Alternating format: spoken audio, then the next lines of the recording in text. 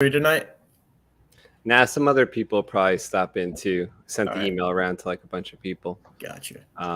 Welcome to Sabertalk. This is Sabertalk on a Mundo Monday. So let's roll it.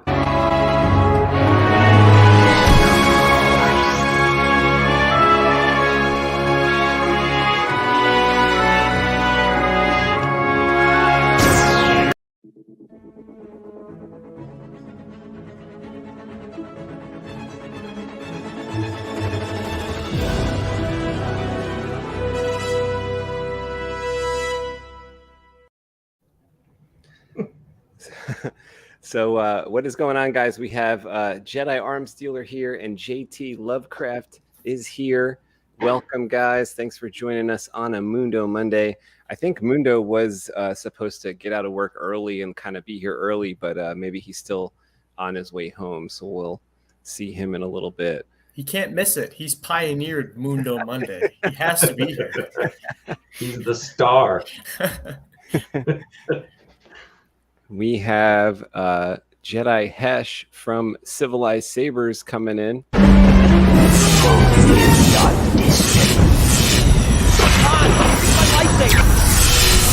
have something here for you. It's the weapon of a Jedi. And I am a Jedi.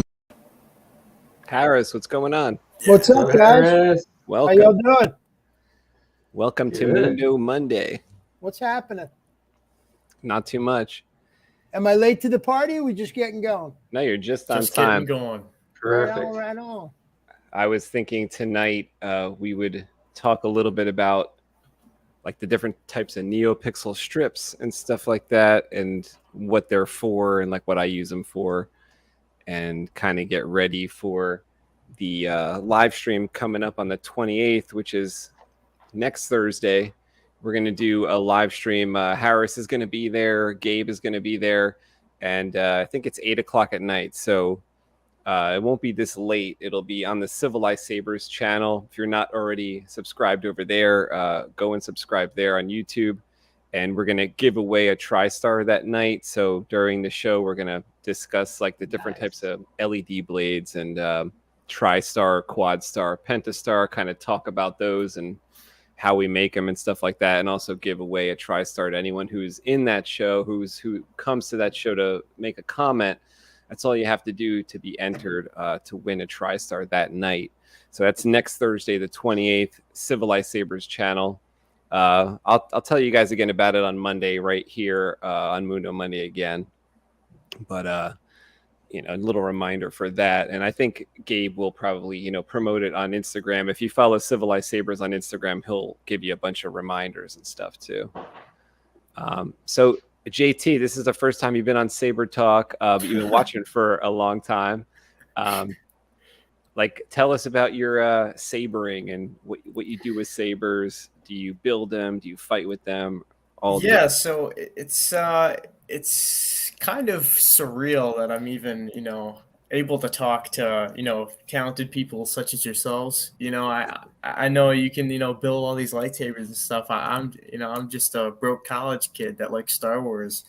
But I guess you can say the sickness started back in like 2015.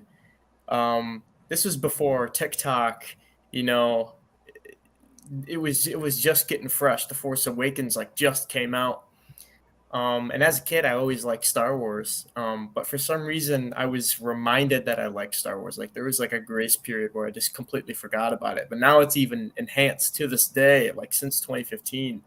But back in the day, I only had Saber Forge and Ultra Sabers. And the best tech that you can get on the market was Nana Biscotti. And I was watching Shamim's videos. I was watching Jordan Mull. Thou shall not be named, but it was a weird time, man. And I know for Christmas and my birthday, I had my mom and my grandma, they'd pitch in, and I'll be like, I want this Saber Forge. I will even have my own money towards it if it counts on getting it, And I had this Delusions of Grandeur worksheet where I had the hilt, the color, and one of the two soundboards that they had to offer. that was it. And the total came out to like $5,000 or $6,000, you know, as a kid. It's like insane. Really? And I am so, oh yeah, the whole spreadsheet, like every single customization from the websites and everything. Like, this is what you got to select, all that. $5,000 or $6,000 for which saber? Oh no, $5,000 or $6,000 just for like each, Like a whole like, list. boom, boom, boom, Gotcha, and they all gotcha. added up to that total. But it was like, Gotcha. dude, as a kid, like these delusions of grandeur were insane. Even to now, I am so happy that I didn't act on that, because I know there's a YouTuber. His name is City of Sabers. I don't know if he still has his channel anymore, but he bought a load of Saber Forged sabers I remember him. and stuff like that. And yeah, man, that was the situation I was gonna be in, where I was practically going to be stuck with a saber with one color and a low-tech sound font. I would have been devastated if, you know, Smooth Swing Neopixel came out and I was like, oh, dude, I spent all this money for nothing. Anyways, but yeah, so I kind of limited myself. I'll grab them in the corner a little bit later here, but I kind of, you know, went to the ending of just get a Smooth Swing, you know, Neopixel, Flash on Clash, the works, and you're good. Just get a couple, and then you got it all basically. But then I see these awesome, like Jedi Arms Dealer in the backstage here. You're holding up that one with the revolving LEDs in the chassis, and I'm like, I always have a sweet spot for that, man, because a lot of work goes in. It's beautiful. Thanks, man. How did you discover the bigger world of like custom sabers? Because, you know, we all kind of go down that path with Saber Forge, and so at what point, I'm just curious, was it the aha moment where you were like, oh wow, there's bigger, better things out there? Yeah, so it was me having my interest in Saber Forge because there wasn't too many videos at the time of people reviewing their lightsabers. So then you get like YouTube will recommend you like a filtered search that kind of like relates to what you're looking up. And that's how I found like Shameen's videos and stuff like, oh, Nano Biscotti. Oh, dude, that sound font sounds sweet. Why can't I buy that right from the store? Right. And then you know, a couple like two or 3 years passed, I stumbled across Space Windu. Him and I, follow each other on Instagram, and I've been there since the beginning, man. I just built up, you know, the courage finally to be like, you know, I'll pop on StreamYard, because the past couple months I've actually been doing podcasts with my buddies and having good stories then. But yeah, Nice. It's good to finally speak with you guys in the flesh. So Cool, man. Likewise. that's pretty much it, though. Do you guys remember when I don't remember how long they were available, but Irv also put out the Petite Crouton. Oh yeah, that was I think a step up from the Nano Biscuit. That was the board that I started with. That was my first board, the Petite Crouton. I forget what number it was. Was that that was Vader's Vault, right? Like they used a lot of those boards? Well, Vader's Vault put out the Crystal Shard, which was, if I'm not mistaken, and you know, some of this it's been so long now, it's kind of a dream a little bit, but I think Irv specifically put out the Crystal Shard specifically for Vader's Vault, and I think there might have been a couple other saber producers like Mad Cow and Genesis Sabers that could also get a hold of the Crystal Shard. I believe, if I remember correctly, you had to buy in bulk. You had to buy a lot of the boards. Oh yeah, like 50 in like one purchase. Yeah, and he was giving you a discount. The Crystal Shard was a little bit smaller. The Nano Biscuit was the smallest, but it also had the least amount of features, in my opinion. The Petite Crouton was a one. Yeah, the Petite Crouton was a 2-button. The Nano Biscotti was a 1-button saber, and the Petite Crouton had more features. So I started with that, and that's got to be, I don't know, 10 years ago. Yeah, as I was building sabers, you know, about 8 years. In fact, I think I still have that saber here. It's sporting a 7.4 battery. I think it's a Petite Crouton, maybe 4.0, 5.0, and it's a 2-button setup, and there's no smooth swing, and it has a 3 LED, what was that? Tri-Cree Tri-Cree. Yeah. Oh yeah, baselit LEDs is all that there was. Yeah, and it was 2 green and 1 white, and I made the white the flash on Clash. Nice. Yeah, that was my favorite setup like that too. Yeah. Like the green with the white flash.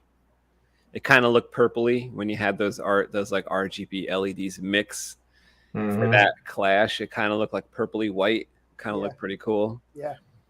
But JT's right. Like if he had acted in 2015, like 1 year later or so, like Neopixel stuff exploded, right? So then you had like the RGB. It kind of became affordable as well. It wasn't like that much more than standard, Saber at that point. And you had every color. You had the up and down scrolling. That's insane.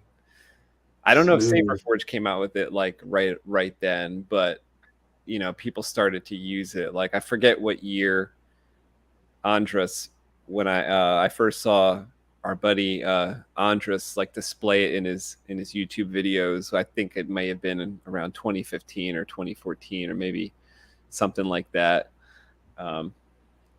But that was like revolutionary to see all the effects too that could happen. That's like wild. Have blaster bolts like hitting the different parts of the lightsaber blade. Yeah. And now I'm seeing like all these even more extravagant blaster bolt effects. Oh yeah, dude! You see Nano Biscotti, because I was like Harris. You mentioned Petit Crouton.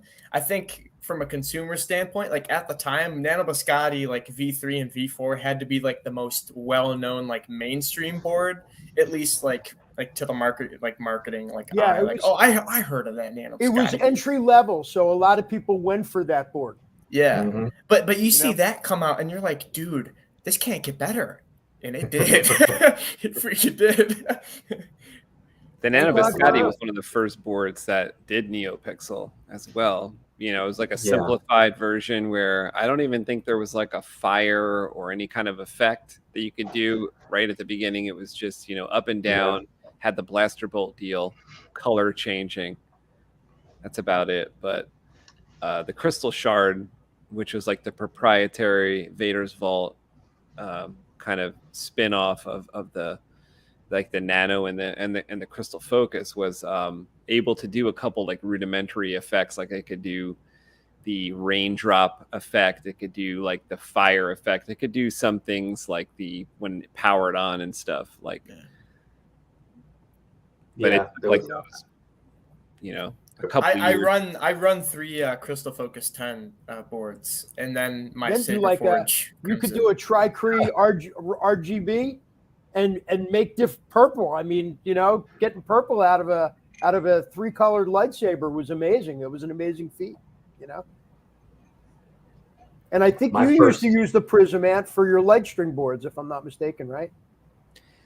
Not for the light string, but for the Neopixel, yeah. When it came out to do like Neopixel, that was my preferred thing. I had that in my Michael Murphy Graflex for years. I had that, powering. That was like one of the best choices, I thought, for a while to do the Prism. But then when Smooth Swing came out and the sound was like revolutionized, like people like me were taken by surprise because I was kind of focused by on the lighting aspect of making the blade and trying to make the blade brighter. And then when this just like the movies, quite honestly, because like George Lucas would say, it's half of the movies the sound. Even though you're watching, it's a visual medium, it's like half of that experience is the sound. So that's why like the score's got to be spot on, all the sound effects have to be spot on for you to buy this fantasy, And then when the sound changed for these custom sabers to be the Smooth Swing, I think that was like really, really big, because it literally was like 50% of the experience, and people like me had forgotten that, So it was like a year when people were like Jedi Arms Dealer were enjoying Smooth Swing, when I was like ignoring it kind of because I'm still focused on the blade, and then I came around eventually. But that's okay though, because to this day, I mean, Civilized Sabers, shameless plug, has the brightest blade that I've seen on the market. But like you said though, Smooth Swing, Neopixel, you don't go back. Like it feels gross to hold something that's lesser. I was a hardcore holdover. I didn't want to. I mean, as Ant was building Neopixels next to me already, I still was holding on to the Tri-Cree, you know. Oh, yeah? And then I saw what his Sabers could do in person. I was like, you know, I'm like, all right, I really need to get into this eventually. You know. Yeah. I heard you guys even put a Tri-Cree in a crystal chamber one time. Who did that? Harris, your Star Killer. Oh, yeah. The brightest crystal chamber on Earth. Yeah, that's right. It actually burnt out. See that. I still have it. It burnt out. It doesn't work anymore. Not a big enough heat sink. I think so. But yeah, I had a Tri-Cree. That's right. I can't believe you remember that. Wow. Yeah, I had a Tri-Cree under the crystal. I forgot about it. You remember. Very cool. But I still have the Saber. Maybe someday I'll got it. That was a feat in its own too. The Star Killer design specifically because people were trying to decide like how to light up the crystal as opposed to the blade, and then So JT, I don't know if you know this about the Star Killer that I built, but it's 100% MHS. It's all. Oh really? MHS. Yeah, it was machine. The you buy the pieces and then it all was it's all 100% MHS. Awesome. How did you cut? Yep. How did you cut the open crystal chamber part of it? The Dremel. Hang on. Yeah, I used the Dremel. Hang on. I'll grab it and I'll show you guys. Nice. Yeah. While we're segueing to Star Killer, let me get mine. It's right in that corner. One sec. Yeah. I'm starting to think like, did I give Mundo the link? I'm checking my phone just to make sure. It's a Star Killer off. I'll be right back. I gotta try Cree. I sold my Star Killer long ago. I kind of regret it. It was a Vader's Vault Star Killer, like from the first run.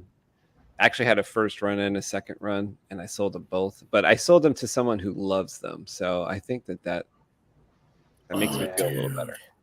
That's MHS? No way. This is all MHS. I don't know if you can see it or not, but the inner piece here was the original, Nice. the original grip section. Like it was MHS's first to look like an Obi-Wan grip section. Yeah. And then up here it goes into a blade holder 1, and this whole piece is just MHS shroud material that I cut that grip out in half, and I mounted a chassis disc up here, a metal chassis disc down here in the bottom, and the only piece that isn't actually MHS, this is a piece of like plumbing brass from Home Depot, and the tubes are just brass tubes, and then I used a couple little like screws and tubes for the greeblies in the chamber. Wow. But this is an MHS blade holder 1. This is shroud material, and this is all shroud material. And this is I think an inch or an inch and a half adapter. And there's 2 pieces. There's a main piece, so it's got like different levels to it.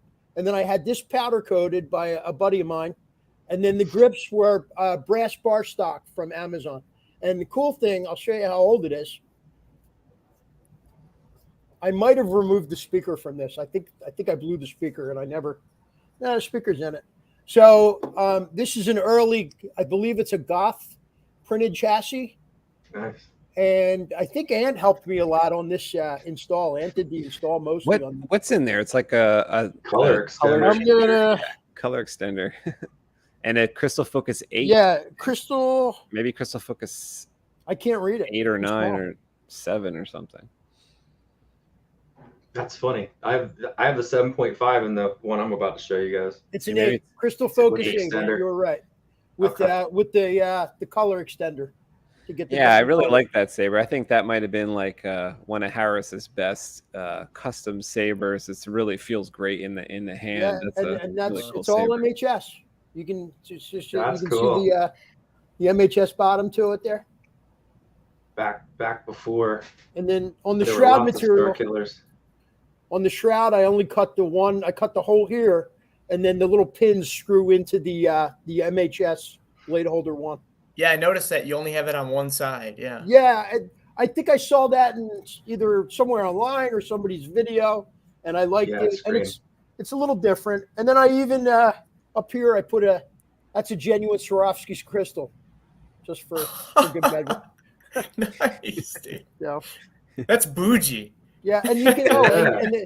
Star Killer had some money. I didn't know. This is actually an MHS. I forget what number it is. An MHS box.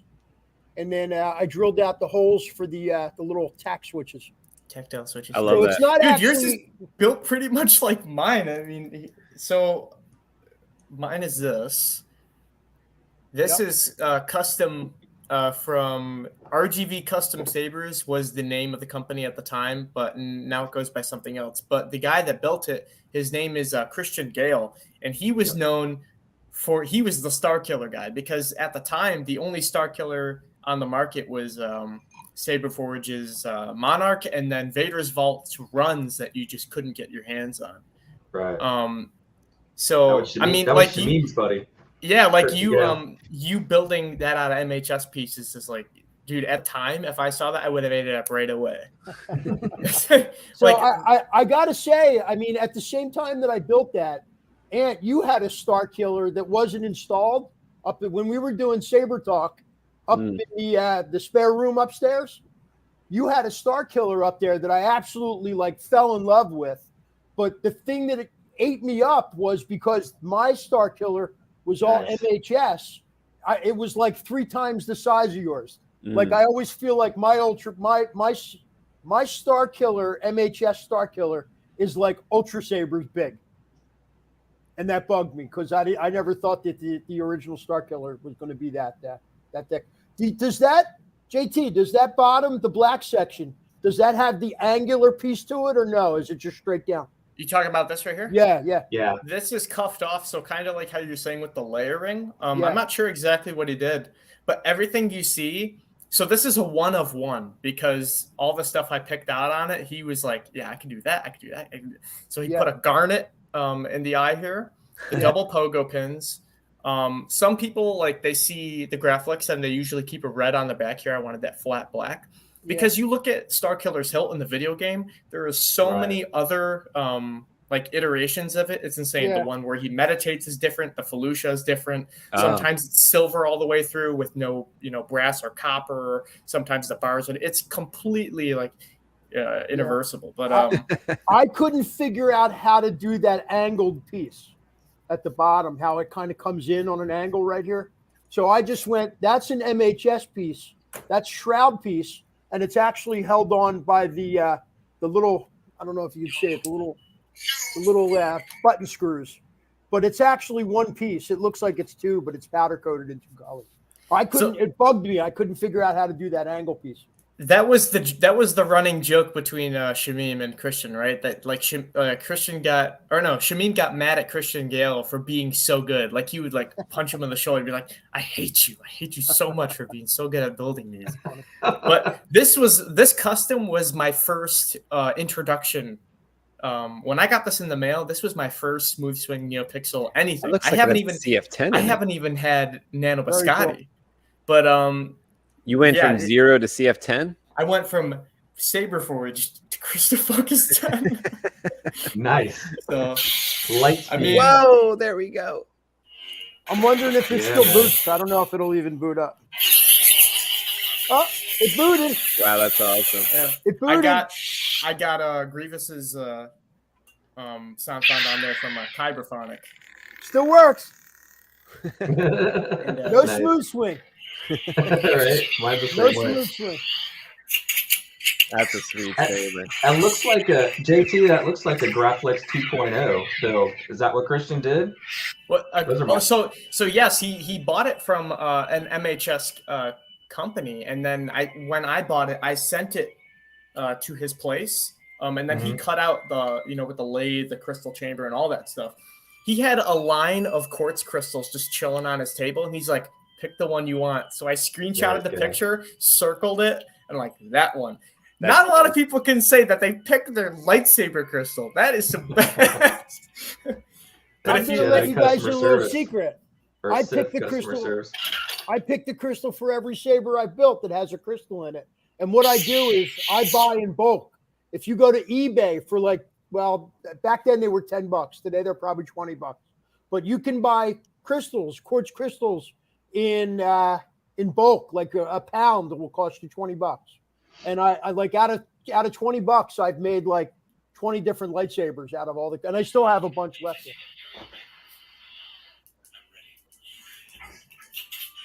That Star Killer looks so sick lit up too. Oh, dude.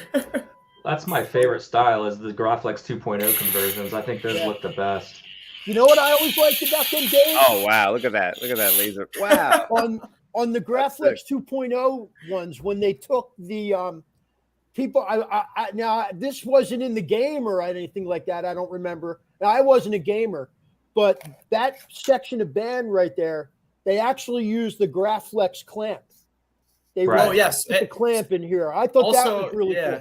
Also in the video game, so a lot of people like Vader's Vault, I know, does a good one, and Korbanth as well. But the midsection right here, I had Christian actually groove these out to give it like the illusion that it was. But sometimes you see it as they call it the wasp waist, which is like an ultra thin. Yeah. And it looks it's very stylish. But I'm like, if you built that into this saber, Christian, I would not be able to spin it around because I'd be too scared to snap it in half because it looks like it would break. Yeah, Darth Alice started the wasp waist thing. His were sweet. I remember he was real good at that too. I remember Darth Alice built one entirely out of a vintage Graflex. I was like, ouch. Oh yeah.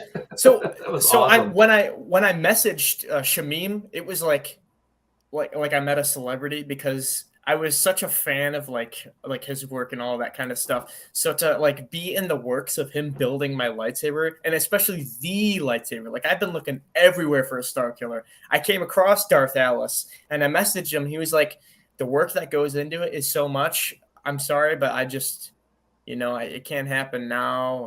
And I'm like, I understand, man. He stopped doing them at that point, I guess, right? Is that what he completely, bunked out. And then I haven't seen him upload since. I mean, some of those other Saber guys that were like super talented kind of just disappeared, which is a shame. But life goes on. Somebody who didn't disappear is coming in here right now. Let's welcome Mundo. In here, we pour whiskey.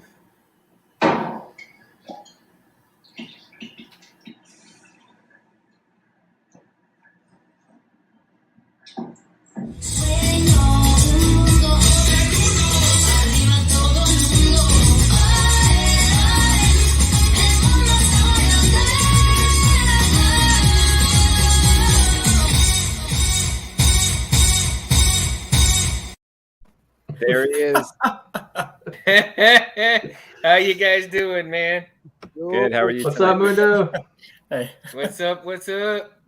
Sounds like you got some extra pizzazz. Jedi arms dealer. JT, nice to meet you, man. They let Mundo in the house tonight.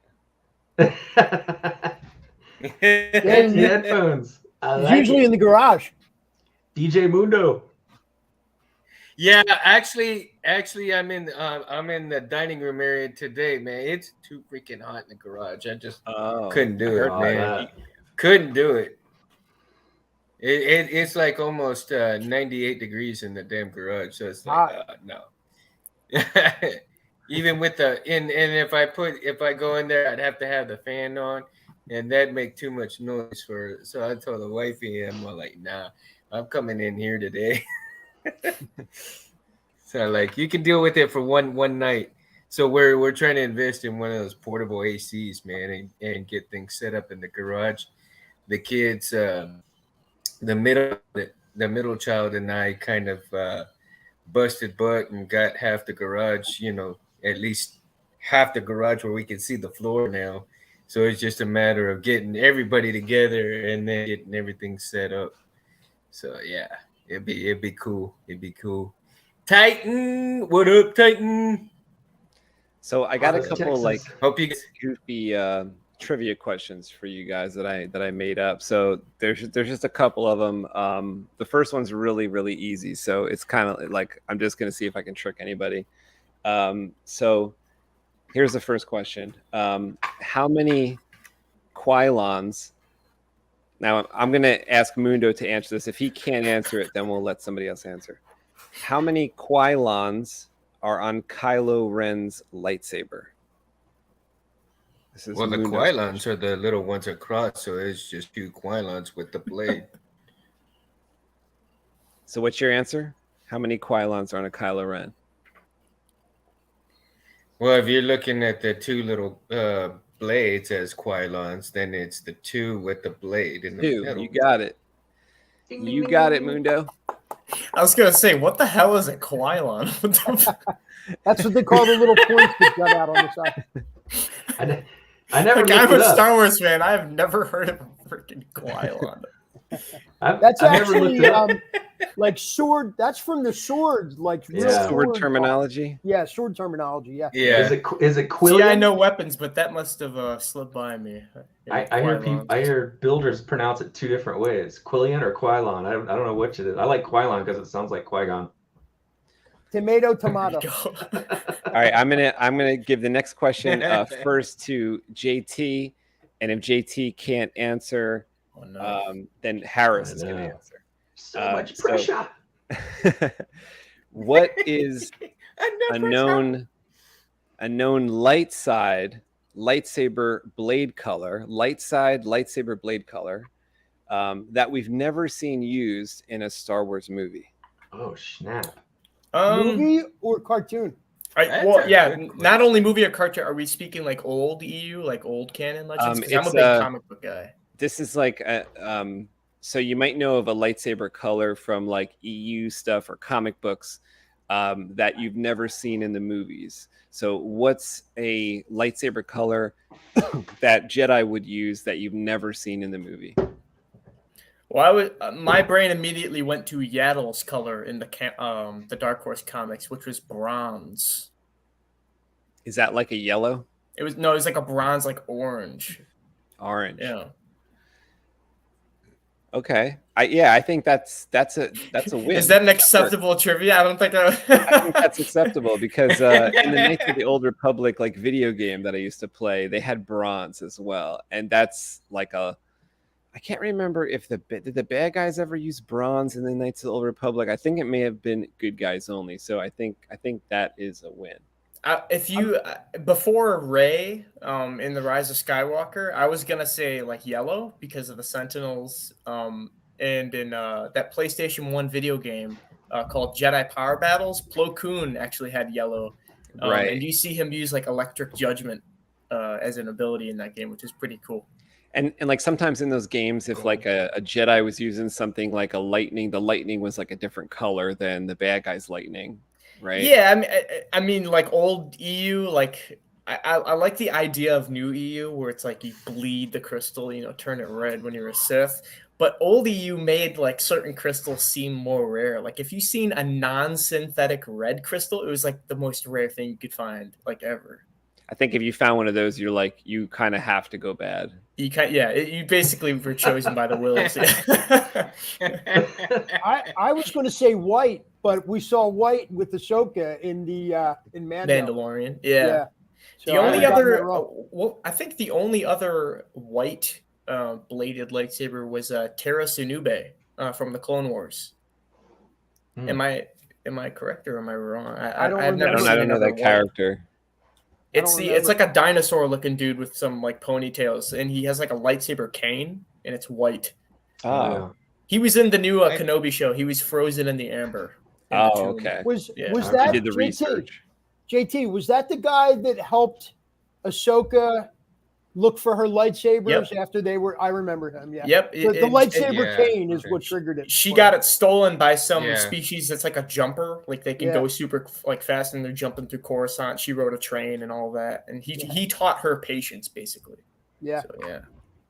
That's going to be my last lightsaber, is a lightsaber cane.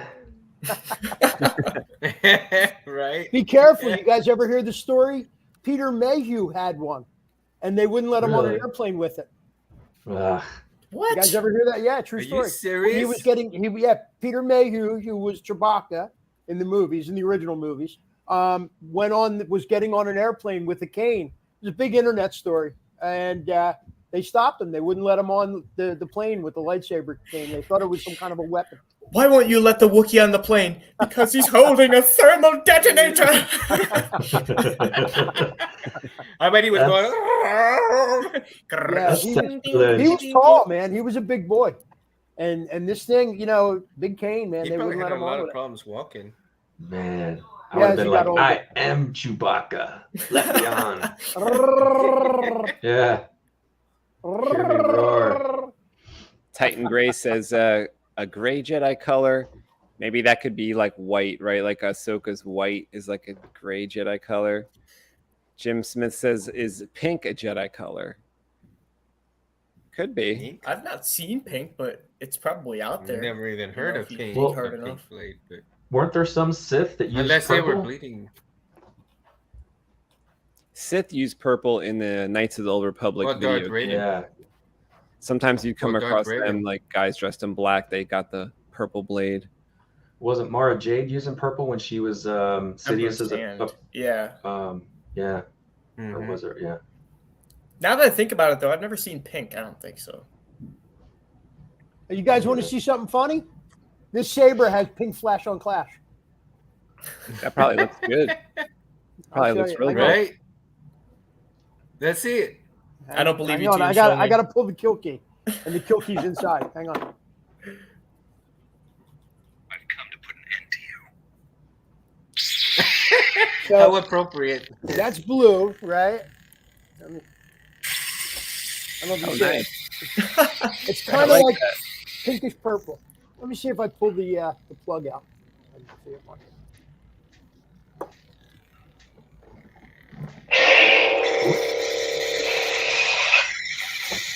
Getting washed out a little bit, but you get the idea. No, I see the pink. Yeah, it looks good. I think it looks good. If we're still Alright. doing Star Killers, there's a weird story behind this one. All right, let me give you the final trivia question. Okay. It's for Jedi Arms Dealer. If he can't Oh, get shit. it, it's gonna go to Harris. Okay. I'm scared. What type of car? What type of car does a die-hard lightsaber fan drive? A Lightsaber. There you go. Ding, ding, ding. You got it. I was going to say a Jedi. Flat. How about a Buick Jedi? LeSabre. Oh man. Do y'all got a Buick LeSabre? I hope not to offend anyone, but no, that would no. That would Wait, Ant, what kind of car does a stormtrooper drive? What kind? What up, Darth Revan? You have it. What do I have? Oh, a Rogue? Yeah. When He that says, car "What do came I out, have?" they said it looked like the stormtroopers. Oh. Darth Revan's Nerdness is here. What's going on? Good evening, friends. May the Force be with you. May the Force be with you as well. Excuse me. Whew. My goodness. Kybertech Sabers is here. I saw Peter at a motorcycle shop in Arlington, Texas. He is originally from Texas. That dude was so tall. I didn't find out it was actually him until it already gone. Kind of cool though. It was Did he have his blocking my cane with camera. him? Yeah. Peter Mayhew. Yeah. Did he have? I'm Yeah. wondering if he had his cane with him. Maybe he like learned by then to like get like a folding cane. Welcome, That would have Kyber. been nice if he had that cane to shift the motorcycle gears. Ooh, that would have been badass. Like a suicide shifter? Yep. Very cool.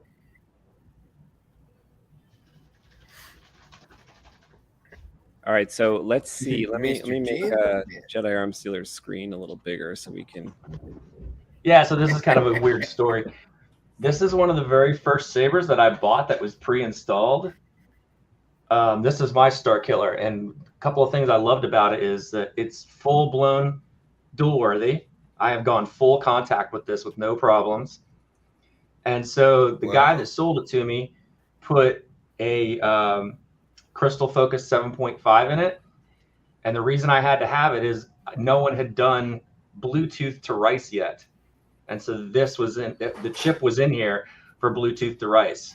And so I was like, I'm going to buy that because I have to know how it's wired. Oh, I'm going to like open it up and figure it out myself. But this Very was cool. one of the first sabers I bought that was pre-installed, and it's a beast. This thing is super heavy. It's actually kind of big. Blue lights on the other side. That's so nice. Yeah, he did a really interesting job on the crystal chamber. But here, so all I've done is update the speaker. It had kind of an okay speaker, but I've got it super sensitive. So it's right at the edge of smooth swing, but not smooth swing because it's a crystal focus 7.5. Good, like it. Yeah, and then all I did was change the colors in the control box. They were green and red, which was too Christmassy for me. So I changed this one to blue right here. Dave, are they 16 millimeter switches or 12 millimeter? They're 12. Right on. Yeah, and then he etched the Imperial logo in there, which I loved about it. But yeah, I'll just open it up real quick. And I put like the clear sleeving in here to keep it all safe, because every once in a while it would touch metal on the inside. I was like, that's not good for it. And so that's nice. The speaker has a quick disconnect if it ever blew again, because the first one blew that he put in there, and you can see it all lined up. See, I like that chassis. Is it a full-size speaker, like 28 millimeter? It's a flat. Yeah, it wouldn't fit a bass because it's got the 7.4 batteries in it, which take up a crap ton of room. Oh, gotcha. It also has the crystal focus and the color extender right next to one another. Yeah, wait, mine has the 7.42. Are your guys all like that? Where so like the chassis unscrews and then the speaker is directly at the bottom? Mine is. That's the way I built it. I got the kill key. I got the kill key at the bottom. Speaker comes out the side ports. My kill key's on the inside. But does yours separate? Yeah, because yours came with the 2.0 kit. Because this will come off as well. Yeah, this. Right? Does yours separate? No, this like this is a solid 3D piece right here. Oh right, I see. You're talking about the chassis. Yeah, but my kill key's found the very end, which I don't know. I've not seen before. It came with a but yeah. It came with a cool blade plug too. That was kind of that is nice. It's like imperial looking. Yeah, but this thing. I remember Space had done a saber with the kill key at the end. Yeah, I had a configuration like that at one point on one saber at least. Mm-hmm. Sometimes you got to do what you got to do. Make it work. And like sometimes you want the kill key at the bottom so that you could like have it kind of pop out the pommel end. That's how we kind of used to do it like 10 years ago sometimes, where just so you could kind of screw on the pommel and then get your like kill key into the bottom there. Recharge it easy. Yeah.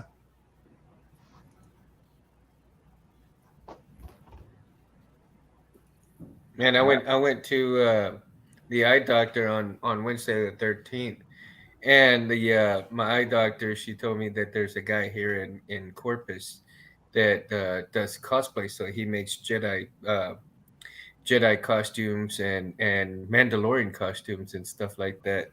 So I haven't gone and looked for him yet, but I plan on doing that, and maybe we can get to talking with him one night and stuff. I think that'd be kind of cool. Oh man, if we got into the cosplay, that's a whole new can of worms. Because I'm a prop builder. I could show you some cool helmets if you want. They're in my closet now. Take them out for sure. Want to see some? Okay. Yeah. You said it. Do it. How many do you want to see? Because I got a few. Maybe like your like top three. Let's just say what you got. What you got. Your top faves. Helmets are hard to carry, so get a couple. Couple faves. Kyber 6 Saber says, what's up, Zach? I love the coffee with Ravens. I really enjoyed your interview process. Really good stuff. Yeah, I enjoy those too. Keep doing those. Those are fun. Those are a lot of fun on a Monday. I'm glad those are released on a Monday. So, Anna, I want to talk real quick about something while he's grabbing his helmets. Sabertalk UK was incredible, dude. Oh yeah, you liked it? You watched? I got through 2 hours. How long was it? Maybe it was almost 4 hours. I'm gonna say it was close to 4 hours. Yeah, I got through 2 hours. Yeah. We had a lot of fun that day. It was very cool. Very cool. We'll do another one of those. Yeah, good guy. You ready? And I gotta thank Ant, for allowing me to get on real quick for a little bit. Oh yeah, that was That was something special, man. Very cool. Mundo in the UK. All right. So, all right, JC, bring it on, buddy. Bring it on. I showed this one a while ago when I sent in a submission video, but it is my General Grievous bust. Oh, look Wow. at that. This That is looks by Dude. this That's is by incredible. Wicked Armor. This dude made the most well-known stand-in Grievous costume. He only made a couple of these heads. I commissioned him for this one. Better than the Galaxy's Edge one that they sell at Dot Gondors and all that. Wow. Was that the guy that won the costume contest at one of the Star Wars celebrations? Because I can't Probably. remember. He does Republic Commando costumes and all that kind of stuff. I have another thing by him right here. The eyes are very cool. Yeah, that was really That's detailed sick. and crazy. It is the Lord Starkiller helmet. There you go. Oh, wow. Same guy. Cool. T-visor and all that kind of stuff. And all these fit me, by the way. Wow. Except the Grievous. The Grievous is a bust. I forgot one in my closet. There's this one which I can't tilt a whole lot because the electronics aren't super secure in there, but it's Lord Momin from the Marvel comics with Vader from 2017. Wow. Charles Soule. It shows Vader on Mustafar, and he puts on ancient Sith Lord Momin's helmet, and he gets possessed. Nice. That kind of stuff. Very cool. Man. And you were mentioning Knights of the Old Republic, so I have Darth Nox or Aloysius Calig, and this has a 3D printed latch on the back that I put magnets into. I put the foam in and all that kind of stuff. Rich, good evening, Rich. What's up, Rich? For these lenses, all I do is buy sunglass lenses, and that's it. Hot glue them in. That is a great idea. Yeah. Yeah, it is. Why would I always man? And then here's so who 3D printed that? So these are all different people. Aloysius Calig is a company called Villainous Prop Shop. And I have another one from them that's at my dad's shop. It's the Clone Wars Darth Bane, not the Orbalisk armor, but the samurai, Chinese warrior looking one from the show. Good. Here is Tulak Horde from Knights of the Old Republic.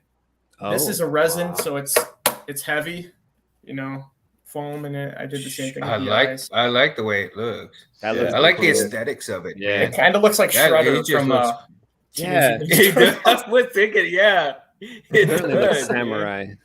Very cool. And so this one has a little bit of a story to it. So this is the 2003 Dirge. Oh, that's crazy. 2003 Dirge big, right? Is that supposed to fit you? Yeah, all these fit me. So when this Dirge came in, it's from Big Baby Prop Shop, which is now Galactic Armory.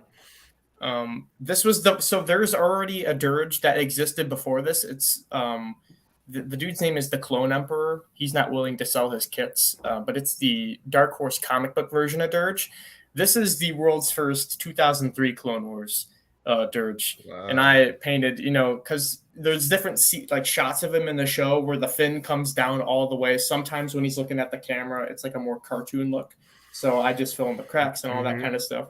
My mom's friend.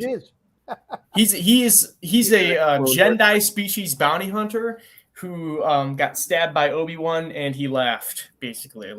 He's a big deal. What was he in? Was it a comic book, a video game? He was in the 2003 Clone Wars animated Samurai Jack show, and then he was in the Dark Horse comic book series Republic. Okay, I never saw either of those. He was the threat before they knew about Grievous. Go on Disney Plus right now. It's underneath the vintage category for Star Wars. Watch both 2003 Clone Wars volumes.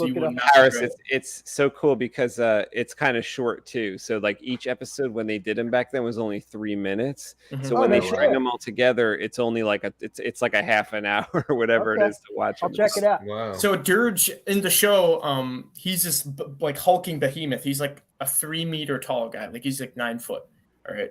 And then he has these drapes that cover his neck. So my mom has a seamstress friend. I went to Joanne Fabrics, pick up the right material, and she did an insane job. Which this goes inside of the helmet, but I have it detached. But the pleating work, it goes from that to that navy blue texture fabric to this leather pleating like background. She did an insane job. That's nice. Here's the kicker behind this. So recently, I'll tell you the story too, but I went to Nashville to go meet some of my childhood idols, being the Clone Wars cast, the Emperor and all these guys. And I actually had James Arnold Taylor sign it, the voice of Obi-Wan and Plo Koon. And he was the voice of Obi-Wan not just in the 2008 Clone Wars, but he was also in the 2003. Yeah, he was animated Obi-Wan all the way through. He was Ewan's double, basically. And when I brought that up to his table, he was like, "Oh, I forgot I did that. Awesome, man. Yeah." No, he signs it. Yeah, it was very. It was. I was. I teared up a bit, man. That guy, he was super cool. He's the voice of Ratchet from Ratchet and Clank 2. I'm a big PS2 guy, PlayStation 1, Spyro, all that kind of stuff. So it really hits home. Yeah. Oh yeah, Spyro. I played Spyro. Yeah, way cool. He does a lot of voiceovers, I believe. Yeah. And then the one I have in my closet, it's a Minox Den Sith Eradicator one. Yeah. Any of those you have like the full costume too? So at the moment, it's mainly just sourcing out the best versions of the helmets that I want. So say like Starkiller, I look on the market, I scroll through Etsy and all that, and I do my homework on to find out who did the best modeling of it, see his other stuff, make sure he's the kind of guy I want to work with. A lot of these I'll just get like a raw version, like a raw cast or print, get them painted up. I put, the foam and the eye lenses and all that stuff in, trim it up, do all that kind of stuff. Model it to because I'm a perfectionist. Things have to look a certain way. So so when this came in, right before it came in, I noticed on his picture, on his model, I'm like, right here by the left eye, could you use a Dremel and then, indent that a little bit deeper to make it like a 3D texture? And he's like, "Oh yeah, I can do that. In fact, I'll do that with all of them now that you say that." Because playing The Force Unleashed, you notice that type of thing? I noticed that because what was it? When he's doing his eyeball surgery in the game, he's wearing another helmet, but it's the same side of his face. It's the same eye. So he keeps that blaster mark there as Are you a fan of the Old Republic or the Knights of the Old Republic and specifically Revan? Because he's the one I can think of that wears the helmet there. Do you have a Revan helmet, or are you interested in a Revan helmet? I'm interested in a Revan helmet. And I'm looking at it from this one guy that makes it. He actually, this dude, it's pretty expensive, which is why I'm holding off on it. Broke college kid, you know how it works. But he prints it. He 3D prints it in a clear filament. Then he hooks it up with lightsaber tech. And then when he paints it up, he has liquid latex over the lines. So he paints it up. He just peels it off with his finger. And then inside of where he peeled it off, you see the clear filament. So when he turns on the lightsaber tech in his helmet, you see these lightning crackling stuff in his helmet. It's very cool. That's crazy. Yeah. I've never seen it before, which is, it's probably the best Revan I've seen. And it's a full helmet. It's not just the mask that you cover up with the hood. It's a full helmet. Insane. Yeah, that is cool. I know Fett263 did a badass Kylo Ren like that, where it has looks like running lava going through his. Remember him showing us? The reforged version. Yeah. Yeah, he put Neopixels in the helmet itself, and it looks like liquid. I don't know, molten metal going through the helmet when he lights it up. It's sick. Does it move, Dave? Yeah. That's very cool. Oh my god, that's crazy. Yeah, Fett263 did something like that. It's the first time I'd seen it. And I know we're buds on Instagram space, but if you go underneath my highlight, I'm actually building the world's first BX commando droid security diplomat, in existence. Oh. The statue stands about at 6'5", 6'6", something like that. Whoa. Wow. And it's from the Clone Wars. It's got the vibro blade and everything. The shing, shing, shing, and then he puts it back. It's a pretty big deal.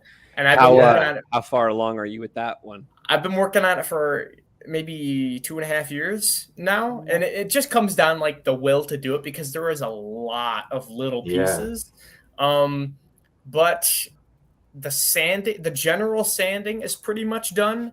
I can't find it in stores at the moment because people are going crazy and buying it out and it doesn't restock. But it's this Rust-Oleum 2-in-1 sandable filler primer that's used for automotive vehicles. It sands it like inhumanly smooth. You spray it on there, and then I just resand it with a finer grit, and then it's ready to paint. It already primes it, fills in all the impurities. So it's like a statue. I need that for my Mando helmet that I'm working on. Yeah, that sounds like a good product. And I had the dude that modeled it, like I said, first in the world, because I'm ahead of him on the progress. He's only at like the midsection with the head attached and the arms. I got the full body, spread out in my dad's shop, and it's pretty up there. But yeah, like I said, it's a long time in the making. That's gonna be awesome. Yeah, it's a big deal. I'll have to check that out on your Instagram. That does sound crazy. Yeah. I can send you some of the blueprints that I've been looking at and like trying to how to get it built and all. Yeah, definitely. Are you 3D printing your stuff? He almost went. What'd you say? I was just asking JT if he's buying the parts and then painting them himself, or are you 3D printing some of them yourself as well? Oh, so the dude modeled them himself on like a CAD program, right?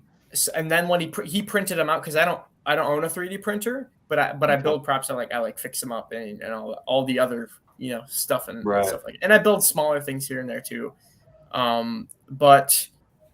The dude modeled them there. He 3D printed them, and then I bought them. He shipped them over from the UK. So like I'll buy. It came in like 3 separate packages at different times, so I can assemble them each. So like the head kit was like 15 small parts that came, with the like 3D print residue that you have to like take off, make it smooth and all that. Mm-hmm. The second box was like the torso and the under pelvis with the midsection, and then the third box was like the arms, the legs, and the vibroblade. If this was like fully assembled pieces and TSA scanned it, to be like, this is like oddly humanly shaped in this box. Who's buying the droids are taking over. Yeah. Meanwhile, in Geonosis, it's sitting at my dad's shop right now. But it's coming together pretty quick. I'm pretty hyped. That's awesome. I've actually had my local comic book shop. I told them about that, and they're like, "Oh yeah, well, if you don't mind, when you get that finished up, we'd love to have it stand in our shop. Bring people in." I'm like, "Oh wow, awesome, cool." Probably look good, like lit up too, like put like a spotlight on it or something. Yeah. Oh, its eyes are its eyes are gonna light up. So like in the show, and also in the Battlefront 2 video game. So its eyes are white normally, but like when it spots an enemy, kind of like assassin, like Terminator kill, its eyes turn red, and then it like whips out its sword and starts chopping and slicing and dicing. JT, I got an important question. Yeah. What do you have invested in something like that, cost-wise? So the man hours, can't tell you, because at this point I just been going over and working on a little bit here. But I would say I've probably, if I were to work on the droid constantly, I've probably been working on it for maybe 2 weeks, 2.5 to 3 weeks, maybe. But the prices, so like the head kit was like 100, the torso kit was like 200. I think I spent like maybe 650 on it. That's not bad. I would have thought it was more than that. Oh yeah, because when you see you're finishing these, it yourself. Yeah, well, you see these other people, they'll do like your standard like B1, like Roger, like the tan ones. So many other people do that. But even if you wanted to buy one of those like finished, people sell them for like a little bit over $3,000. Like it's no joke. And if somebody were to come at me like, dude, I'd love for you to make me one, or can I buy yours? It is the hardest no that I've ever dropped, just because of the physical blood that I've put into this. Yeah, sweat and tears. It has too much sentiment, Yeah. It would have to be a good offer. That's totally understandable. Totally understandable. Yeah. And the pure joy you probably get from it as well, right? Yeah, definitely. Well, like you put all that time into it, and then there's joy there, but you don't want to like necessarily do it again. Right. Like I said, it'd have to be a good offer. I mean, you got these other like larger scale prop builders. They'll build like an Endor scene, like at conventions. They'll build like the bunker, and then they'll have like 2 swoop bikes for people to just come on, sit, take pictures with. That's people sweet. sell the swoop bikes, and they ask for a good, price. But they have the ability to like mass manufacture them. I went to Philly Comic Con a few months back. Yeah, and the 501st had a pretty nice display, and some dude there had a like I used to work in medical supplies, and I used to sell electric wheelchairs and scooters, and the dude had the base of an electric wheelchair that he took the seat off and then basically built a speeder bike on top of it, and it had controls up here on the speeder bike. So I saw him, he was mostly using it for photos, but before they set up for photos, he was riding around on it like the speeder bike was like cruising through the convention. I was blown away. So cool. If the stars align and you find that guy again, have like a kit on standby to just give him to like add to his wheelchair, so we can do the actual like swoop bike noise, the it would add to the effect. Yeah. When he wants people to get out of his way, like instead of a horn or a beep beep, he could have like the laser sound. The AT reused sound for the blaster. Once he parked it, like he had like a scene set up, like you were just saying, like the Endor scene, and he put like little fake plants and grass in front of the wheelchair base, so it looked like the speeder bike was hovering above the foliage. And awesome. Stuff. It was really cool. It's cool. Titan Gray says, which is better, thin neck or fat neck Star Killer? Who wants to answer that? Personal preference, I guess, right? Personal preference, has to be. Like as in like wasp waist versus non-wasp waist. I think that's what he's referring to. I guess I don't know. Yeah, it's not a neck; it's a waist.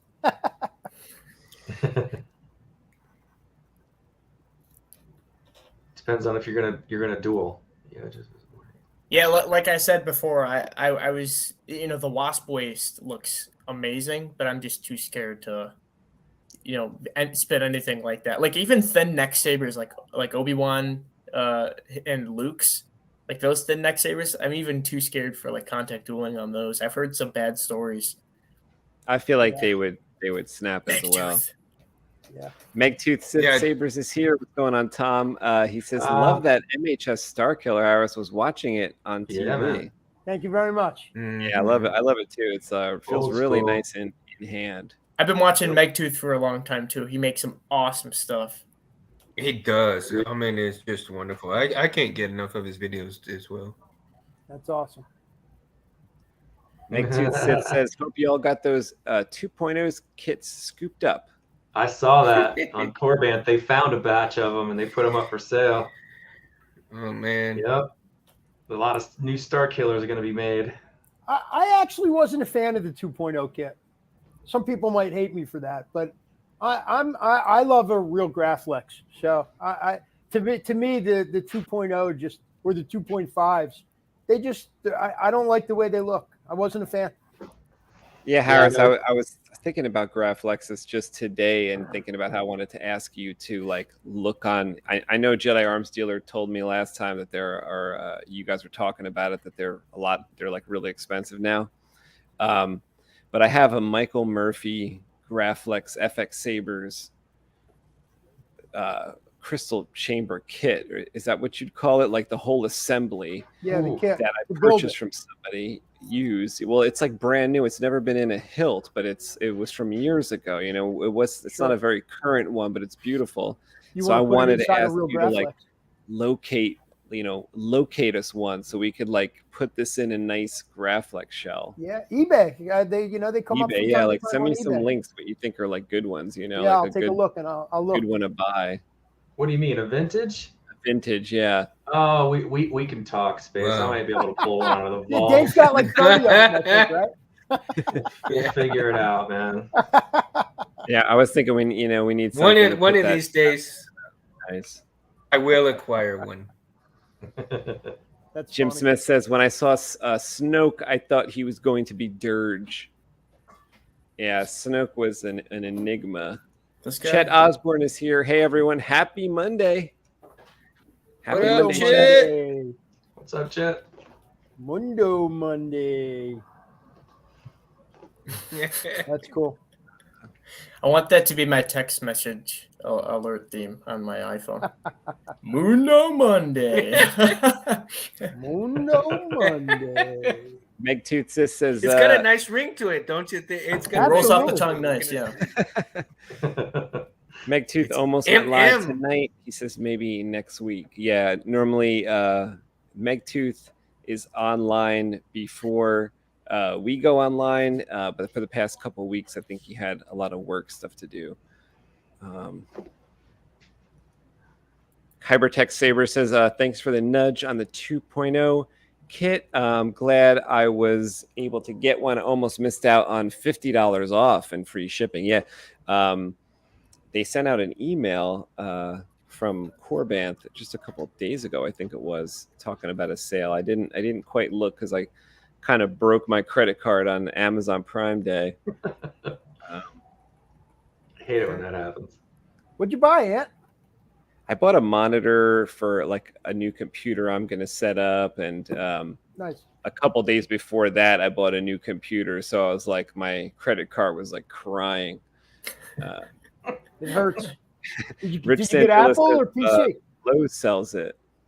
What does Lowe's sell? Yeah. I guess. See, I'm on my wife's laptop right now until I get parts to fix mine up. I gotta get a new memory card and a new hard drive. So I recently got a new laptop, and a friend of mine got it for me, and it fell off the back of a truck. Those are the best kind. Good pricing. I like those. Yeah. Yeah. Jim Smith says, only the cheap and not properly made thin necks fail in a dueling. Agreed, because I've smacked the Roman props and they can take a beating. All steel. Yeah. Yeah. Yeah, but did you check if it was like up and then to the right? Sure. Did you check that? The 2.0 kits are great for Star Killers. Oh, that's true. That's true. Yeah, because you can like actually, hack up those Graflex parts, not feel too bad. You don't feel as bad cutting up a 2.0 as you do a genuine. That's absolutely true. Yeah, like some kind of scrap flex. I've seen people do those, or the what's like some kind of like our buddy Benji did like the replica of a derelict by Sloth Furnace. Like maybe he used something like that. That'd be a good choice to use there. And when you cut the bottom off he's of been the doing some great Exoflex, I wanted to cry when you did that. That was a vintage. Yeah, it was a vintage. Oh, I guess they were still affordable. Rich says that you won't find a better kit for $145. See, I assumed that when it went back, like even though there was $50 off, I had assumed that the price like really got jacked up because like everything's just more expensive nowadays. I thought even if they found a bunch of 2.0 kits, they would be $300 if they used to be $200. Right. So that's a good point that you just brought up. I kind of want to talk about that for a minute. Saber pricing is through the roof. I mean, like Vader's Vault, like 3 years ago, you could get a Vader's Vault fully loaded, $500. Today they're like $1,300, $1,400, right? Yeah. Is that how much through they the are? roof? Through the roof. Saber pricing. Saber pricing is absolutely through the roof. Yeah, one of the ones that I would absolutely love is about 8 or 9. I grabbed this. Big time. Here's the last one. Oh, damn. Ooh, nice. look at that. That's from Minox. So when you see the I don't know if it's Deceived or the Hope trailer for the game, but it's this guy with the hood, and then he's right about to execute a clone. He's like raising up his lightsaber like that, and then right before he chops down on him, Satele Shan does one of those force repulse moves on the ground and takes him out. But yeah, that's by Minox done. Here are I have 2 of these. I got them chromed out, but this is the arc light from Saber Trio. This is that company from Malaysia that does smooth swing Neopixel, but you have to get put on a waiting list because since they're such a good price, like everyone eats them up right away. So that blade looks tapered. Is that something with your camera, or is that blade tapered? What do you mean by tapered? When you just held up that Saber Trio, it looked to me like, see, I've been kind of considering like trying this with like sanding or whatever, but yeah, toward the tip of the blade, it looked like it was actually getting tapered. You talking about this choke point right here? The blade itself. The blade No, looks like I think it's the camera effect. I think it's camera it's the shadows. It looks like, Ant, is what it is. Yeah, it's a shadow. Yeah. Now, Ant, look at that. I used to want to try to figure out how to do like a tapered blade, Ant. But now, if you notice on the more modern movies, like the last 3, or even with like if you pay attention to the Obi-Wan series, they're not tapered anymore. They're straight with a bullet tip. That's like kind of the direction they went in episode 3. I felt like it was kind of like it looks like our trans weight blade tubes. Yeah. But I was considering like let's say if you take a thick walled trans weight blade tube and you have your assembly put in that, and then you have a thick walled, trans weight tip on it, and you start to sand it, and you really concentrate your sanding like toward the tip, and you have all that material since it's a thick walled blade. Maybe you can kind of make that appearance. I don't know if it would visually be able to sell it, but if you could taper it toward the front, I think it'd be more like a Thundar blade, or like the old episode 4 looking blades where it kind of fits. I've always preferred bullet tips over rounded tips for blade tip styles, because I don't know, just like growing up and like watching the Phantom Menace and all of that, you can see how thin they are and that they go right to a point. So when you picture a lightsaber going to a point, you don't want to see it like rounded at the end. Agreed. It's a little bit odd. Yeah. Here's this is my Saber. We're gonna end up seeing Ant's blades on there. This is my first ever lightsaber from 2015. That looks cool though. It's bright on camera, but the brilliance isn't there because, I mean, like I said, no smooth swing, no flash on clash. But that had to be fun in the dark and on Halloween when you first got it. Yeah. It was life-changing. Yeah. And then I got smooth swing. I got to be going back like 40 years. But I remember a buddy of mine did a Halloween costume one year where his dad hooked it up. I don't know how he did it, but his dad made a lightsaber for him out of like a 4-foot fluorescent tube. And you could, I mean, if like, imagine being a kid carrying a 4-foot, it would shatter, But the kid, it was the first lightsaber I'd ever seen at that point outside of in the movie. But that's got to be like 40 years ago. I don't know how he did it or how he powered it, but it was just a glass fluorescent tube. You know what, Harris? Harris, that can actually be canon because there's a comic book series called Dawn of the Jedi, which is like the beginning of all of Star Wars. It shows the Sith species and a religion called the Jedi. And they actually had proto-pack sabers, which were attached to a string. Yeah. So if you're talking about like how to power a fluorescent tube, he probably had it to a string on his pack. Yeah. And that my friend is. Yeah, I was still in Trekkie at that point, so I really didn't study the lightsaber that much. Titan, yeah, that's the kind of saber I would want, man, from Vader's bolt. Be fun, the Jedi. That's fun. Going back to graphics 2.0s, Harris. Yeah, I think the reason that people like those for a totally different reason than having a vintage Graflex, because they're dual worthy. The way that the bottom threads into the that's why I don't like the way they look, because they're not accurate at all with the gear tab. It's off and all that. But so like to dual with the Graflex 2.0, you can smack the shit out of that saber and you will not break it. That angled beer tab drives me crazy. Right. And that the slide switch, the little slide switch on the side. Yeah. It's like it's cut out and then it's pushed into the center. I just I feel the same way. Bug me.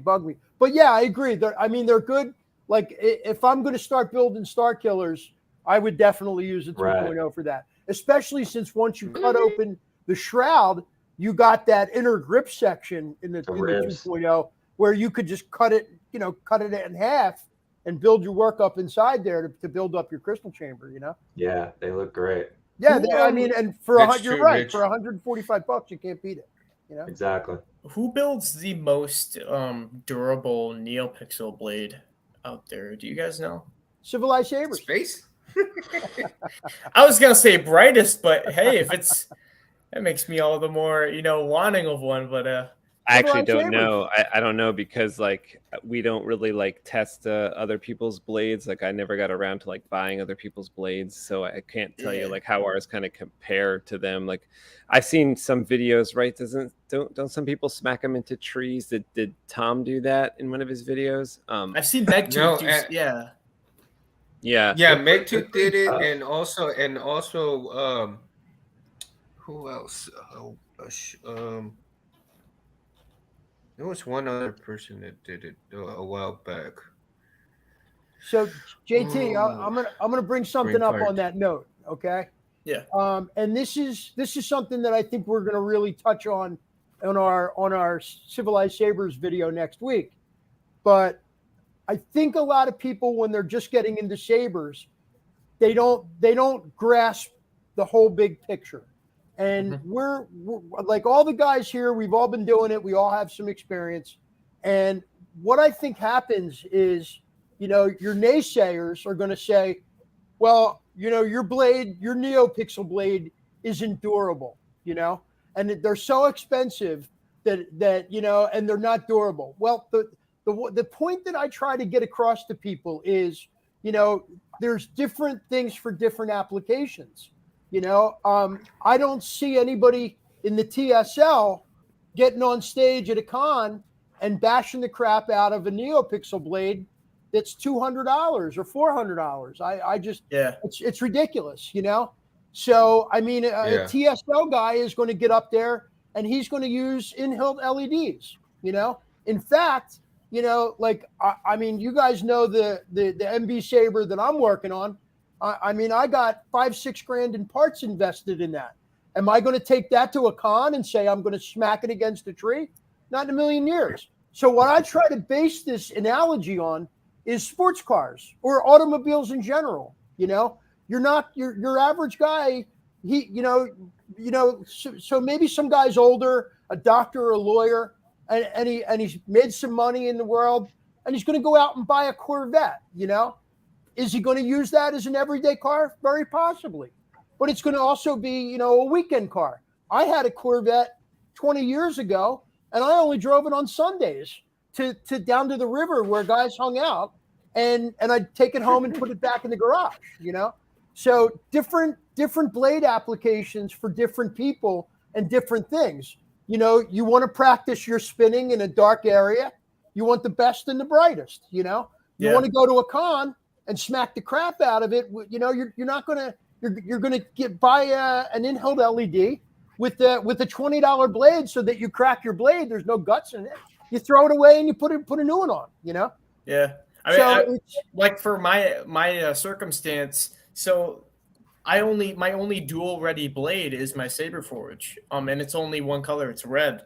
So like you guys been around for a while, I just didn't know if you've seen anything come up where somebody had like supposedly their quote unquote best version of Neopixel, like dual worthy blades, because like all these companies, they create what's their version of like a heavy grade or a thick wall Neopixel, but you know, you do testing here and there, and sometimes it doesn't live up to what they say compared to other companies. Or I mean, I think Rob from Genesis Custom Sabers did a video on smacking a tree or other things too with the blade. But if you want to go full on dueling with the blade, you know, you can always go, I guess, maybe find the cheaper Neopixel strips, make your own agreed. blade and go Agreed. at it with those. Agreed. Now, Not everybody can solder though. then no, but like he was saying, like he outsourced some things. He can outsource the, the parts, or outsource the work on the blade itself. I had a long, I've only made one blade myself. I haven't smacked it around yet, and I bought, I bought $60 worth of Neopixel strips. So later on, I'm going to end up getting look at Anthony's all like woo and playing with the strips right there. But that's awesome. See, and look at that stripper. And so what do you got there, man? What do you got? What are you holding up? These I'm just kind of showing that they're like flexible, like some of the guys in the comments are saying. So when these are inside the blade, as long as there's like two back to back, like this is actually one of the cheaper style strips that has the sticker on the back. This is the smaller version called the 3535 that I prefer to use this size LED. This size that I'm holding up here that's bigger is the 5050. This is the type that's in most people's lightsaber blades, pixel blades, as far as I know. Now, both of these are flexible. When you have the bigger tape right here, the bigger LEDs, you have them actually closer to the end edge of the blade tube itself. So there's more likely that something could get damaged in a duel here.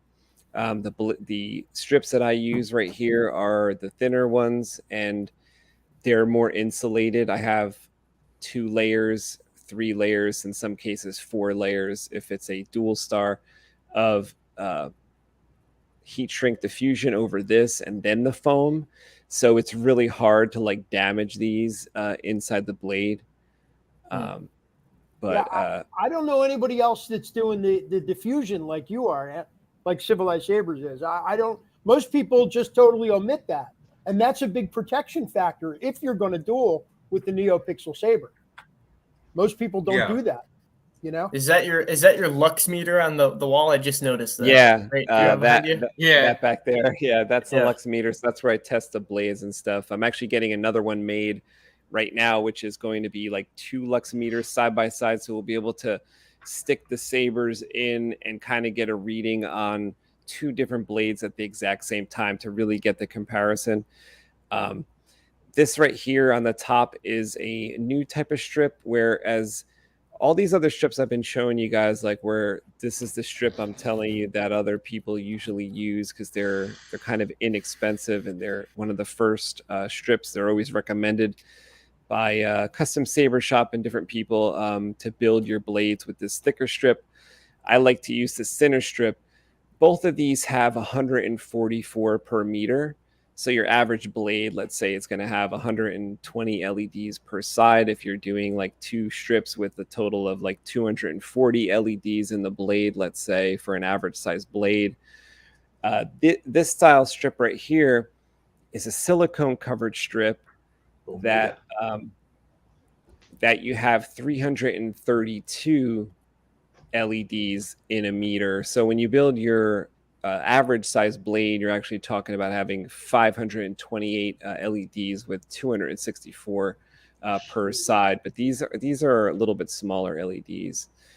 So those are the kind of different like strips that I use. Like I like to use the thin strips here to do like, let's say like a tri-star, because you can do your assembly and have it very compact.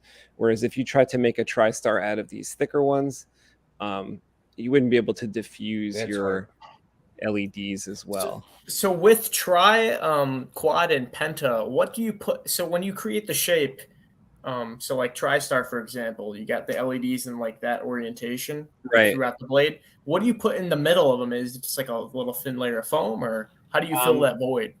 Do I have one within reach? Let me grab one of these. Show him, Matt. Show him, buddy. Show him. So Jedi Arms Dealer makes these for us. These are tri-core, so it's a 3D printed triangle. So you adhere the LED strips to it. Now, like the strips I use for it are higher quality than this 3535 example that I have here, but they don't actually, like, the downside is they don't have the sticky backing. So I use like a very kind of thin double-sided tape to adhere to the LEDs to this tri-core. And then this is like about 9 inches or so, 9.5, and we use like several of these. So the like the blade is a little bit flexible, but still the TriStars aren't really for dueling, because they do have that core, and they could snap. Like when you have the those LEDs in the triangle formation, there's no way where they could all bend. But when you have them side by side like this, they could easily kind of bend with your dueling. Yeah. So anything above like a dual star, you kind of can't really duel with. Yeah, that goes back to what I was saying. Like that magical day that, you know, someone comes out with this Neopixel dual ready blade is, you know, it's going to be world changing, because everybody's going to have that weight off their shoulders. Yeah, they don't have to worry about breaking it. Yeah. What you're saying is you don't want to go out this weekend and buy a Lamborghini and take it Bajaing in the woods like you would a Jeep? I mean, there's. I went up, put some four wheel. I put some 4-wheel tires. I'm gonna go out and buy a $200,000 automobile and take it and go. You know, you ever see people climb mountains in Jeeps and stuff like that? I'm gonna do that with a $200,000 automobile. I mean, that's the analogy that I have to come up to answer some of these people. They don't get it. They just don't get it. And those are the same people that think, you know, like I was posting on a Facebook thread on, I think, one of the Lightsaber pages. I don't know which one it was, but one guy, you know, we were talking about the MB Sabers, and one guy said, $5,000 for a lightsaber? Who's crazy enough to spend $5,000 for a lightsaber? And I held my hand up. I said, I killed 2 already, you know? You know, not even just lightsabers, but the argument over spending, you know, this kind of cash on Star Wars stuff in general. I mean, I got some comic books that I spent a pretty penny for. And they're like, why'd you spend that for just a book? And especially an old one. And I'm like, I buy it for the same reason that you buy $17,000 tickets for a 1-hour game at a sports center. Sure. You know? Mm-hmm. Sure. And that's a great analogy too. I'm not a sports fan, but I know guys that spend $20,000 for season tickets to go to the Philadelphia Eagles games where I live. Yeah. It's crazy. I mean, for a 1 to 2 hour event. Yeah. And they still got to pay parking on top of that. Yeah. And that's okay. Jim's got a good point there. What's that? Yeah, I was reading that. Jim says polycarbonate does change its molecular structure under heavy UV light. So over time, just being outside, it has a chance of getting weaker. See, Mundo, you're not supposed to keep your lightsaber in the back of your Trans Am hatchback. Oh, but that's no fun, man. I want to pull that motherfucker out and kick somebody's ass when I need to. Mundo, you have a permanently yellow. Yeah, well, Harris, I told Mundo to get those louvers in the back, and that'll stop the UV degradation. Take me back. Mundo, you have a Trans Am? No. I don't have a Trans Am. Oh, I thought you actually, okay. My truck is already paid. My truck is already paid off. I had a 1986 Trans Am, and I wrecked it on a game show with a sledgehammer. Oh, wow. I saw the video. That was awesome video. Yeah. Growing up in high school, I had a 57 Chevy 2-door hardtop, man. Nice. What's that, Dave? I didn't hear you, buddy. I said, send me that link. I want to see that shit. As soon as we're done here, you know what? Yeah. Right now. You never saw that, Dave? No, but I do have a question for Civilized Sabers. I don't think I know the answer to this. Do you guys sell thick-walled, heavy dueling blades? I do have them in stock. I'm not sure that I have it as an option like on the website. But usually what happen is like people can like shoot me a question, you know, and I usually tell them like if I have it available and it's not an option to like write it in the notes, and then I accommodate them because like we've already kind of talked. So, you know, if somebody's like, oh, I want a blade of like this length or this option that I don't see on the website, I say just like kind of put it in the notes like when you make the order, and I'll always like, you know, see the notes section. Yeah, I was gonna say, because besides like the LED like count, whether it's like Penta, you know, Dual Star, all this, the only variant you offer is Photon. Am I correct? No, we actually have like all the different like colors. Like they have an enhanced like anything that the custom saber shop offers. It's like day blades. Well, there's day blades, which is like there's a red day blade and a blue day blade, let's say, and a, you know, a purple day blade. But these are other things that the custom saber shop sells called enhanced blade tubes, which is like you know, basically it's like chemically enhanced blade tubes, like the brightest of them being the photonic one, but the there's a blue one, there's a red one, and there's an enhanced amber as well. And like the blue one makes like every color kind of like pop a little, look a little electric, makes greens look better, makes purples look better. On the photonic green, you can't see blue or purple, but it does make the green look better. It makes like red look crazy, makes ambers and even some brighter yellows look crazy. The red enhanced looks kind of nutty on purples and reds, and even bronze. It makes like a fiery bronze. And then also, like, you know, when you're kind of playing with them, you get different. Like for instance, let's say if you're using the amber enhance and you had like a fire effect, like, I mean, you might see something that like not many other people are seeing, because like it does enhance like certain colors. So, you know, if you're on like some kind of like wild blade style, like you might be seeing something that no one's ever seen if you're using one of these weird like enhanced tubes, because not many people like use those enhanced tubes along with their Neopixel. Sometimes the camera just doesn't do justice. Right. Very true. Very like true. Sometimes I got Harris and Gabe over, and like me and Gabe are just like we can't even speak. We're like just blown away by the aura on some of those enhanced blades. It just looks like it's like, and we're trying to count the inches. Like we're like, I think it's like 12 inches around the aura. Like that's in real life. We're seeing like a crazy aura. I'll be spinning, like I'll just be outside like doing combos. You know, people driving down the street, they'll be like, oh, look at that, and that kid. And I'll be spinning combos, you know, doing some spins outside and stuff. And it'll be like 10 minutes. I'll use, say, like a green color for a little bit. I come back inside to my house where like normal lights are on, and my entire peripherals are like this like pink hue to everything for a little bit. Like it's so bright. I usually see like those lines. Like I see these lines in like both eyes, like a kaleidoscope kind of. Yeah, kind of like when you blink and you see them in different like horizontal, like parallel areas. It's like staring at the sun, guys. Staring at the sun gives you superpowers.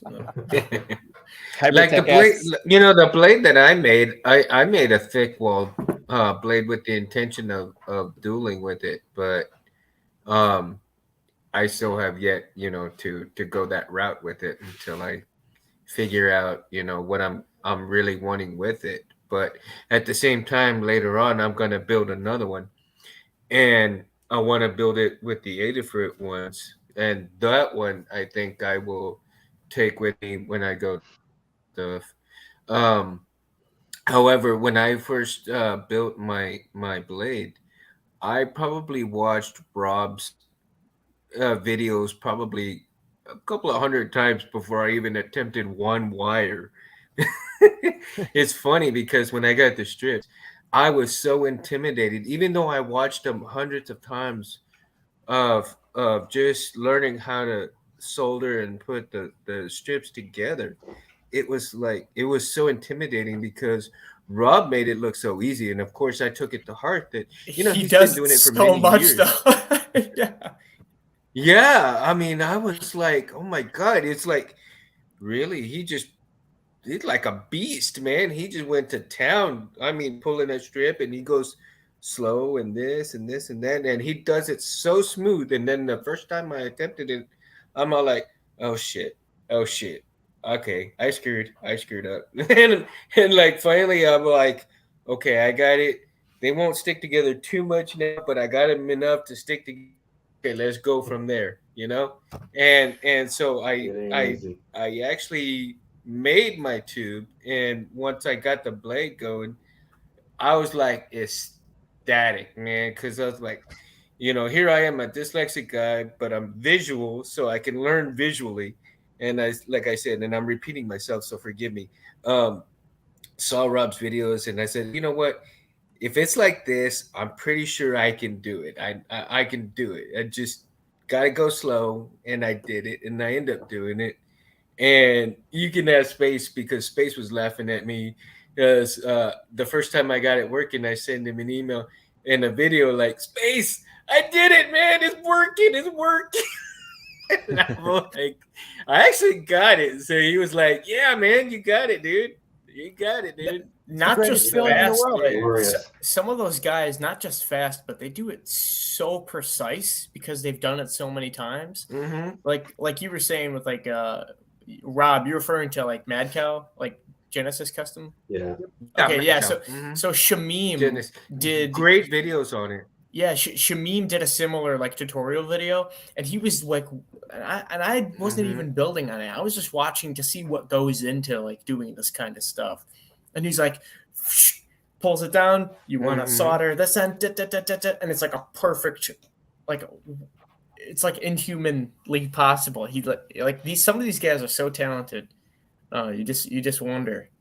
Correct. Yeah, I miss Shamim's videos, man. He was such a great artist on stuff, and it was like I wish I still goodies had some out of there, his man. videos. That lost, yeah.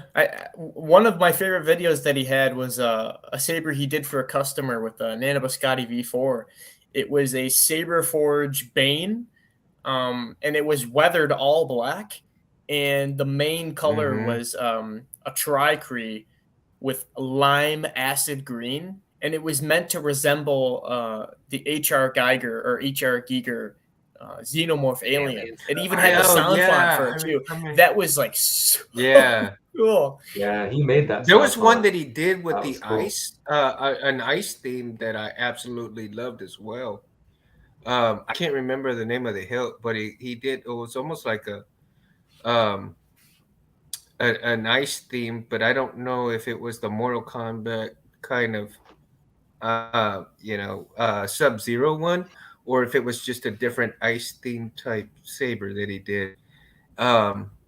It looks so wicked cool, man. I think he did the Thanos Infinity Stones one. It was like the Infinity Gauntlet. Yes, he did. Yes.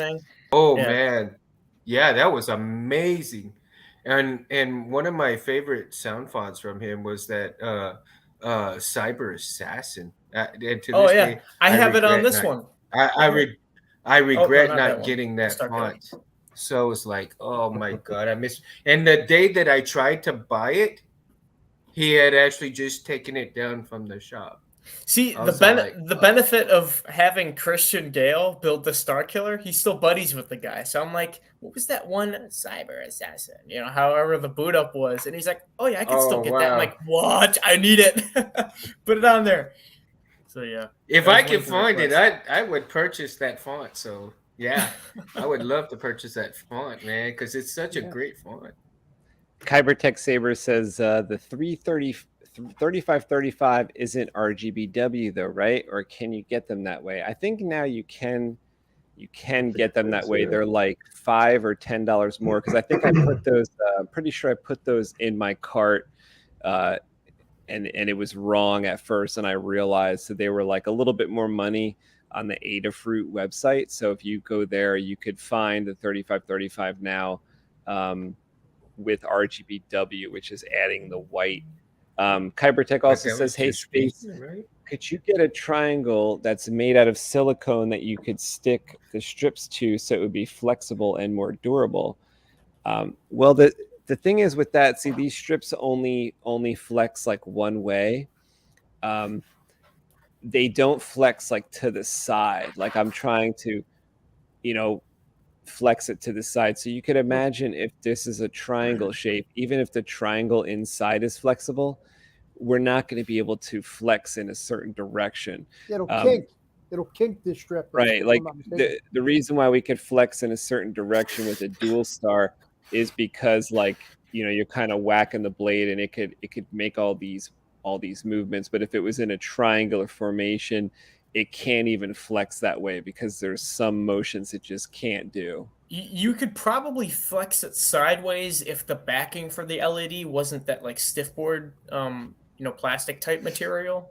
Like if it was, I was thinking like a hard resin almost, where you can like bend it sideways, kind of like a gel, but it holds form. Yeah, I'm kind of hoping for like a clear backed strip at some point. I think that would be best for sabering. Almost kind of like how amazing. Almost kind of like how hot glue dries. You know how it kind of has that like moldability, but it still holds. Kind of like that, something like that. Or even the silicone that they cover the waterproof LED strips with, that type of thing. Yeah. Fat balls. Nice name. Fat ball says 7,500 on 2 doors and a hood for my car. That's tough. To each his own. Gas is up there too, so it might not have been 75. Yeah. It's actually coming down finally. God dang. A little bit, yeah. Yeah, because well, in my area, gas was like almost $5 a gallon. It finally came down to like $3.40 something now. Now that I know that you guys don't do thick walled blades on the regular, on Facebook, the guys from Bendu Armory, they do thick walled, and they claim they're dueling, and so a lot of people on Facebook are saying those are pretty decent for medium dueling type of stuff. Nice. I think it's 2-strip 50/50s, but yeah, they've been getting a lot of attention, and people like recommend those if you want to check those out, JT. I've heard of Bendu Armory, but I was kind of skeptical because isn't it just it's just a blade company, right? Oh no, they do. No, they do the carbon fiber hilts, which are really nice. Actually, they're super lightweight. they look nice. Yeah, they're actually really cool. I've got a couple of them, and you can get lost in this hobby, sleeves. man. Oh my god, so Very easy to addictive. do. Very easy to do. I got some Kyberphonic and case of sound founts on my Star Killer. I'm really happy with them. Yeah. That Grievous one was Kyberphonic that I tried. They're coming up with a bunch of different new sound fonts right now, and Kyberphonic, I know he said he was going to do a few and then kind of take a little break from it for a while, do some other projects. But man, they've been I watched on a podcast or the other day, and they had some interesting stuff that they come out with. And of course, they had the Kenobi one come out, and they had the Reva and stuff that they're coming out with. Yeah. Oh man, they sound great. I also have Jesse Kirkbride, his Magna Guard one. I've never heard an IG 100 Grievous Bodyguard sound font out there, but it is perfect with the smooth swing. It sounds so sweet, and then you get like the little crackle. What was that? Who does that one? Jesse Kyberphonic. Okay, I need to go and look. Yeah, I haven't looked in a little while. Let me Oh, it's in the corner. I moved it. But yeah, it's an IG 100 Magna Guard. It's so good. That sounds cool. Yeah, they've been they pick it up a notch with this. Yeah, the auxiliary effects for it are the quotes from the Revenge of the Sith video game. Wow. Like they're super metallic. Yeah. That's pretty good, JT. That's awesome. I love it. That was a good video game. I like the fighting in that video game. Oh yeah. So there's some other interesting hilts that like I showed Space that there's one I want to do eventually, but right now I got to finish what I have and try to catch up on my friends. In space, I did. I actually filed down all the things uh for the what is it, recharge port, and I finally got it to where the charge port will just come up, and then I thread it from the top, so it works out better that way, right? But what I found out what was going on with my saber is that every time that I was putting it together, there was some pressure that was going on, and it was pulling the some of the wires from the recharge port, and that was one of the problems that I was having. So in finding that out, now that I smoothed out the hole for the recharge port, I went ahead and it's a lot easier now just to stick it through there and then thread it from the top, and then not have those wires like that, where I can just cut them shorter and then splice them right where I need them, so that when I take the top part off to reveal that little chassis part that's in the middle where the board is set, I won't. All I have to do is just pick up the board just slightly, and then take the SD card out and put it back in when I need to. So yeah, hopefully I can finish up all the wiring pretty soon and get it trying to fire up in the It next looks like you couple were of weeks. close on those pictures you were sending me. It looks like it was close. Man, I got it fired up.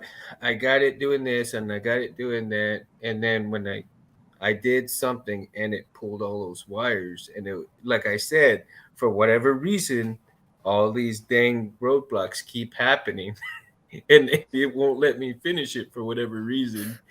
But I don't give up. That's the thing, is, you know, um, for those who get, if you're starting off, I've been, the way it is for me, I don't get a whole lot of time. So when I get to doing something on it, I have probably about maybe an hour to work on it. So if I'm having all these problems, an hour goes by like that, very quickly. So like, okay.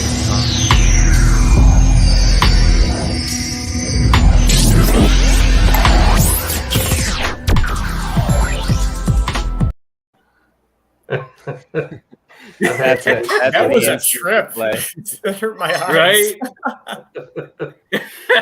Right? I would like to say that it is no longer Mundo Monday, because I live East Coast. It is actually 12:03 right now. Oh, that's true. That's true. Oh, Now it's Mundo Tuesday. So we went Mundo Tuesday. Wait a minute, we need to get tacos. Damn, it's Taco Tuesday. Shit. It's Taco Tuesday. We definitely need tacos. Oh, you're making me hungry now. I'd go for a taco. Well, when Jedi Arms Dealer comes to the East Coast, we're gonna get tacos, and when I go to the West Coast, we're gonna get tacos. It's gonna be Taco City on both sides. Tijuana. Okay, well, and if I come and stay at your house, Aunt, with everybody, I tell you what, I'll do some cooking, man. Oh, there we I have go. Then some we'll get authentic Mexican legit Mundo nutrition. That'll So- be delicious. Legit Spanish cooking, man. I got a show and tell tonight. You guys were talking about on your the UK and your UK segment for Sabertalk UK. I heard one of the guys on there talking about like some of the more affordable Neopixel stuff coming out, right? Yes. Yeah. Well, I bit the bullet because my friend Chrissy up in San Francisco helps out. She's a nurse for these kids in the hospital that have cancer, and she's been begging me for like a crystal reveal type of saber for a while now, because she wants to take it in and show it to these kids, right, that are battling for their lives type of thing. So I swapped out these for thumb screws. I got to sand them and shorten them so that she doesn't have to pull out a tool to take the blade in and out and stuff. But I was kind of impressed with this thing. It came with the crystal reveal. Wow. This is a company called Rebel Sabers. I think, they're in the United States. And so it's a Neopixel. And I picked it up for dirt cheap from a pawn shop. And I was like, I have no What? idea. Yeah, like crazy Wow. cheap. Just over $100. How did you find it? Wow. How did you know the pawn shop had it? It was on eBay, but it was a pawn Wow. shop on eBay. So I took a chance on it. It got come here. with the blade? Yeah, came with a What? Neopixel blade. I was like, yeah. Wow. So this is it. Like Amazing. It's I'm gonna nice, send this dude. up to her in San Very Fran. cool. But I'm impressed with the Xenopixel stuff. I don't know if I ever thought I'd say that, but it's for like, a user that doesn't want to dive into programming for Profi or CFX or anything. This thing does a crap ton of stuff. It's got rainbow blades, candy blades, all kinds of different effects on power up and power down, like the stacking that you and I were talking about, Space. It was on the old DIY Eno board. It does all that type of stuff. Wow. It's crazy. Yeah, I want to unlimited get one. colors. Like, so Under is there 100. 2 buttons, or I just see 1 button? It's just one button, and so it's like a series of, it'll do different things depending on how many times it flashes. So you wake it up, it's got deep sleep. And so this is like the fire blade. Right? And so it does flash. Even has localized lockup. I couldn't believe that. Wow. And then and if you hold down the button to let it flash once, oh, now it's changing colors on me. But normally when you hold the button down one time to let it flash, it does tip drag. So there's I was shocked at how many features are in this Xenopixel thing. And then like see, my Saber Trio does tip drag, but I have to do the auxiliary button at the exact same moment that like right before I hit an object. It's like a specific like threshold, yeah. Yeah, so then like you hold it down when it's powered down, and it'll do different effects. Let me get to the other one. So this scrolls through the different types of. I was just kind of shocked. And the matching crystal chamber. I mean, you can't beat it. Right. I mean, yeah, it looks good. Yeah. Yeah, I was shocked. I was is that black section towards the bottom? Is that like flat, or is that like grooved? It's knurled, yeah. Oh, nice. I was gonna say if it was flat, if that were mine, I'd get it like a leather wrapped. I was thinking about that too. Yeah. Yeah. Well, yeah, like like you have that option because it doesn't look that thick. Awesome. Like it looks like a very thin hilt, so you could do something like that if you wanted. That looks like a two-hander almost. That's like pretty long. It's kind of long. Well, this is a coupler right here. So if you buy 2 of them, you just unscrew this part, and this is a coupler if you want to make a staff. So there's a couple companies doing this now. But what kind of battery does it have, Dave? It's got a removable. It just says custom saber. Yeah, it's a removable 18650. I think it's stamped custom saber. But not it hasn't given me any issues. You have to take it out to charge it? No, you leave it in, and it actually charges through the recharge port right here. Oh, it's got a recharge port. Okay, I didn't see Right. So it's like a purple all for $100. board. That's got a crap load of features, man. Well, this Saber online brand new sells for $310 plus shipping and tax. So I just got it from a pawn shop and was like, well, if it doesn't work, I'll bring it back to life. But it worked. It's been working great. I've hardly done anything to it. That's just one of those instances on like so eBay, cool. like somebody just doesn't know what they have. Yeah, Exactly. I would have bought that. Yeah, money well spent though. I think it's even worth it at the $300 like retail price. I'm thinking about getting one. That's nice. Dave, I'll give you $110 for it, Dave. All right. You have to fight Chrissy for it. She's pretty tough. That looks cool. Those kids are really gonna like that. That's so neat. Yeah, she's good people. It's going up there and blow their minds. Yeah, it's going to a great place, man. That is something I'm in really, that kudos to you, bro, because like I said, man, my best friend had cancer, and so going to those kids, that just hits me in the heart. But man, that's awesome, dude. That is a great find, and it was meant to be to go there. Agreed. That's awesome, dude. Thanks, man. Yeah, I beat cancer 3 times myself, so it spoke to me. The force brought it to me, right? Yeah, that's awesome, dude. That is freaking awesome, man. I mean, God has blessed you. I think that's cooler than picking your lightsaber crystal, honestly. Yeah, I think that kind of like beats the cake on any situation like that. It's pretty. It was the most difficult challenge of life. Everything else is easy now, so it's all good.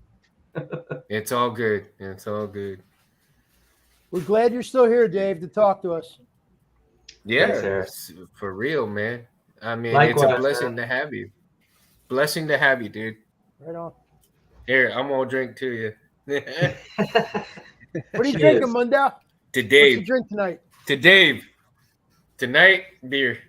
Tonight's beer. It's a Monday. Come on. Life and lightsabers. It's Tuesday. Life and lights. It's an It's still LL Monday, we're day. moving Life and lightsabers. I like that it says light on the can. How appropriate. Yeah. It says Sabers on the exactly. other side of the can. Right? Nice. Yeah. All right, guys, well, I I need to come think, up with a bottle. Come Mundo up with a freeze? bottle with lightsabers and like that. Did I? Did I I don't know. I freeze? can hear Yeah, you everything. froze. Yeah, Civilized Sabers needs to come out with their own Can you hear microbrew. Yeah. Yeah, there you go. Microbrew sabers. I actually don't drink. And you know what? All the times I've been around you, I've never seen you take a drink. I drank a little tonight. I drank some of this whiskey that Mundo bought for me. Okay. He bought me It's great, isn't it? a nice bottle, and I went to pick it up. And Mundo, I went to that place the other night, Total Wine, that you had sent me to get that gift, and it was I actually was able to walk through the store this time, and I kind of walked through and like shopped a little. It was really, really nice. I couldn't believe it. Isn't it awesome? believe See, that. I don't like the taste of alcohol. Even in college, I was always the buddy to walk, the friends, back to the dorms from a frat. That's good. I was usually be designated driver as well. be the dad figure. But I don't know, just the taste of never drank. alcohol is kind of rubs me a little bit the wrong way. But I like sampling I like trying new tastes. Like a little sip here, a little sip there. So recently when I was down in Nashville, I went to ICCC Con. First time I've ever traveled alone. I just turned 21 in April, so that was a milestone in its own. I flew alone. I did all that. This was to meet the Clone Wars voice actors, and the people I do podcasts with. They were also going to that. So I actually got inked up for the first time. So Nice. Very cool. this is the fulcrum tattoo from Rebels, but it's actually Ahsoka's head print for her character. Right. So if you look on my Instagram, I actually have James Arnold Taylor drew one, Matt Lanter drew the other, and Ashley drew the diamonds in Sharpie. So when I went back to New York, I got it tattooed over. Yeah, so it's one of a kind. They've never done anything like that before. That's incredible. JT, Yeah, you're in that is New cool. York? That is awesome. Yeah. Oh, very cool. I'm in Philadelphia. And I'm in Ant's just Jersey. outside Oh, of you're New right York. next door, and you're kind of next door too. Okay. I Yeah. was actually going to say earlier, you sound like we live near each other. I didn't get a chance East to say Coast. that. Yeah. What part of New York are you in? Upstate. It's small little town. I'm about 40 minutes away from Buffalo, which is like the main place that everyone knows in New York besides the I city. used to play with a Kiss tribute band in Deer Park, Long Island. I don't know if that's anywhere near you. No, that's a little bit farther south. Okay. Yeah. All right, guys. Well, I got to end the show because I got work tomorrow. But we had a great time tonight. That was a lot of fun. Can I say one thing, Ant? Absolutely. So last week was a rough week for Anthony. I hope you don't mind me bringing this up. But we lost a family member last week, guys. And most of you guys know about this. And I just would like to say that, Luca Brazzi was somebody special to me. He was our boy. I'm getting choked up thinking about it. Luke was Anthony's dog. And one of the greatest thrills in my life was walking into your house with a bag of cheeseburgers for him, breaking it up and sharing cheeseburgers with him. And I'd like to dedicate tonight's episode to Luca Brazzi. He was an amazing a friend, a pet, and I just wanted to let people know that why we weren't on last week, because that was the day that he passed. And We're all sorry, Aunt. I loved him like my own. Thank you so much. Yeah, I mean, he really loved you. He loved every time he saw you. He got the best of life when you walked through the door. He was the best, and he was so good. Like I'd take a cheese. I love McDonald's cheeseburgers. He loved McDonald's cheeseburgers, right? So I would get him a cheeseburger too. Burger joint I would go to. I get him a burger. I'd walk in with a bag of like 5 or 6 McDonald's cheeseburgers, and I'd break them up in little pieces. And split him over the whole weekend. He would sit so nice, and I would take a little piece. And he was a big dog. He wasn't a small dog. And I'd hold it out, and I'd tell him, "Nice, Luke, nice." And he would be like, and just take it out of my fingers. He's so gentle, A gentleman. So gentle. He was a gentle giant. Yeah, he was the best. He was the best. So he will be missed.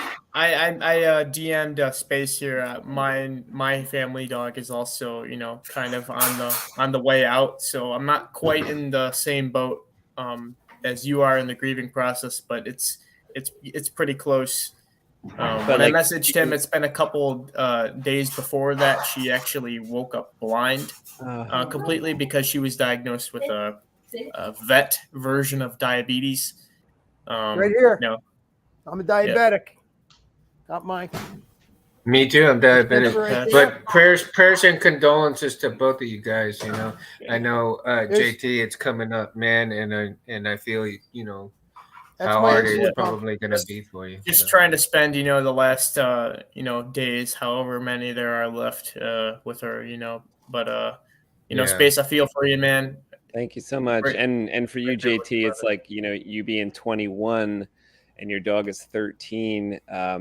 You grew up. That's like your whole life growing up. So that is going to be a big change. They're not pets. They're family. They are 100% family. My previous batch of family childhood dogs. It was we do cockaliers. King Charles Cavaliers, cockaliers. That specific look. But yeah, like the first 7 or 8 years of my life were with them. But yeah, like you said, the current ones are, older and time's getting short. But I'm accepting it at this point. We'll keep your pup in our prayers, bro. Yeah, definitely. Good luck. Hopefully she can enjoy life and even through the blindness. Yep. Yeah, just be next to her and petting her and all that good stuff. Not to end it on a negative note. That's a good. I didn't want to do that, but I just didn't want. Thanks, Harris. I'm sorry, guys. I didn't want to let it go. Well, at least for mine, I'm sure for JT's, they're having a happy life. They had a happy life, and that's kind of the most you could ask for at like 13 or older. Mine was a little older.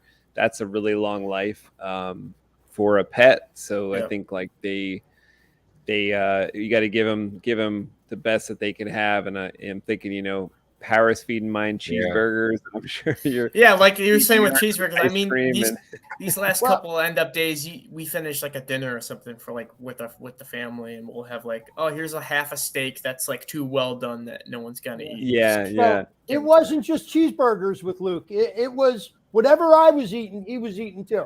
And the funny thing, he like if I cook something or whatever, if Aunt would order in or if Aunt would cook something, he never bothered Aunt because Aunt never gave him nothing. When I was there, he would come to Aunt would be like, "Go see Harris, go see Harris," and I would always share my meal no matter what we ate. Luke would eat right off on my plate.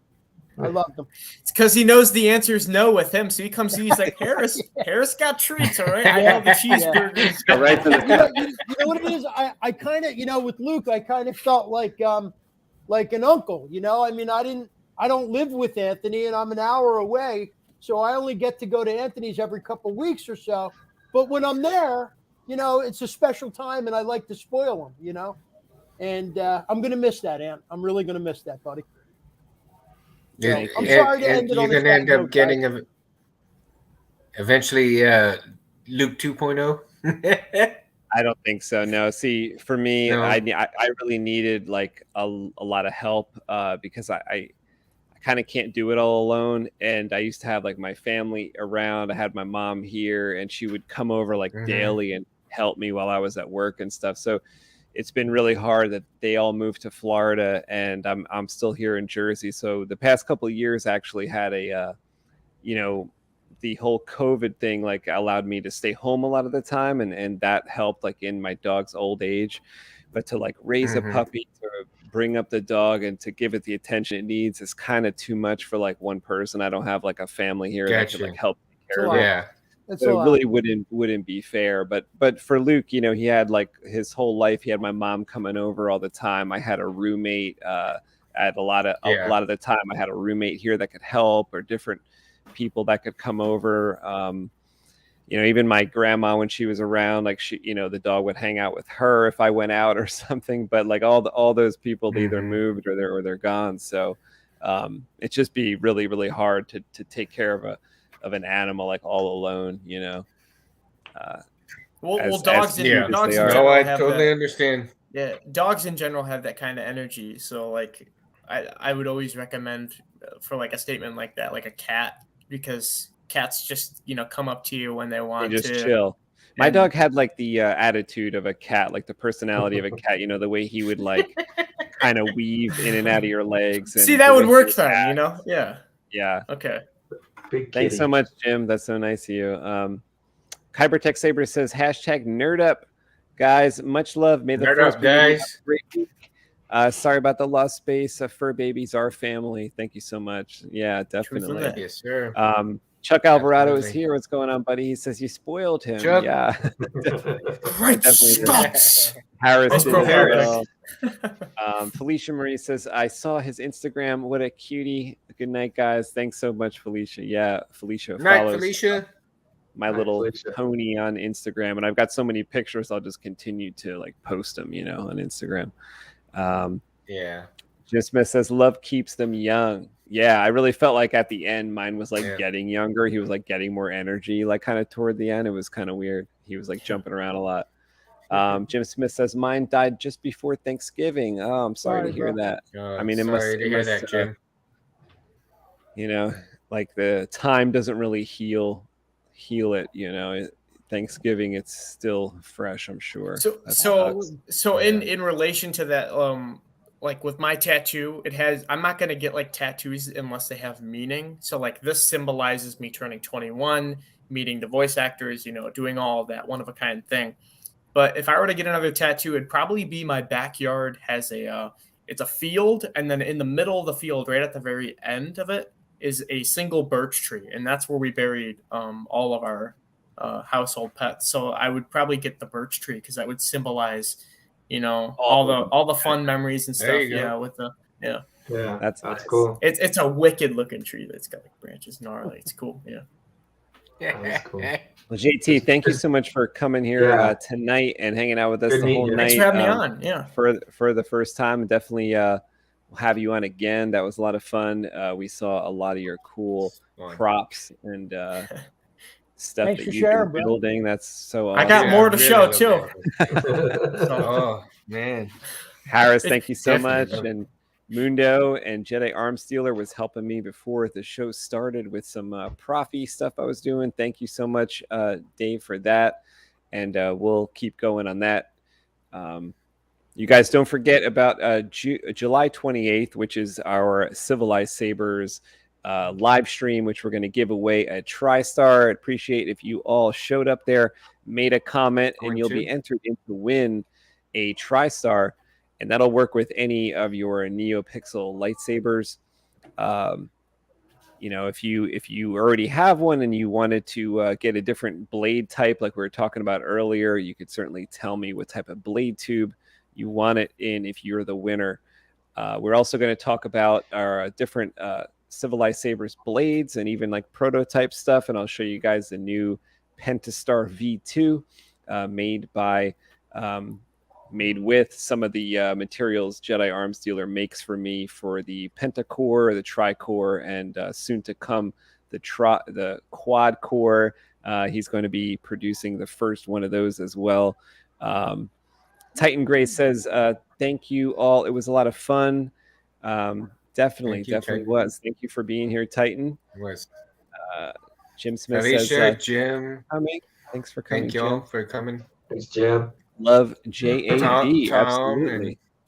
Rich Sangillo was hanging out with us tonight. Rich Sangillo, thank you for being here. Chuck, Kybertech, Tom, Kybertech, and let's see, did I forget anybody? Even Tom showed up. Here. I got one more thing I want to bring up. Dave, there was a Fellowship of the Flame update today. Did you see that? No, I've been crazy busy. Too busy for Facebook. I'll send it to you. I'll send you the screenshot. Please do. Send me two links. Yeah. All right. All right, guys. Have a great night. And we'll have another Mundo Monday before that July 28th podcast, the Monday coming up. So come back to Space Windu channel for that one. And I'll see you all in the next live stream. Mundo out. Peace. Perhaps you're referring to the imminent attack on your rebel fleet. Your friends up there on the sanctuary moon are walking into a trap. An entire legion of my best troops awaits them. I'm afraid the deflector shield will be quite operational when your friends arrive.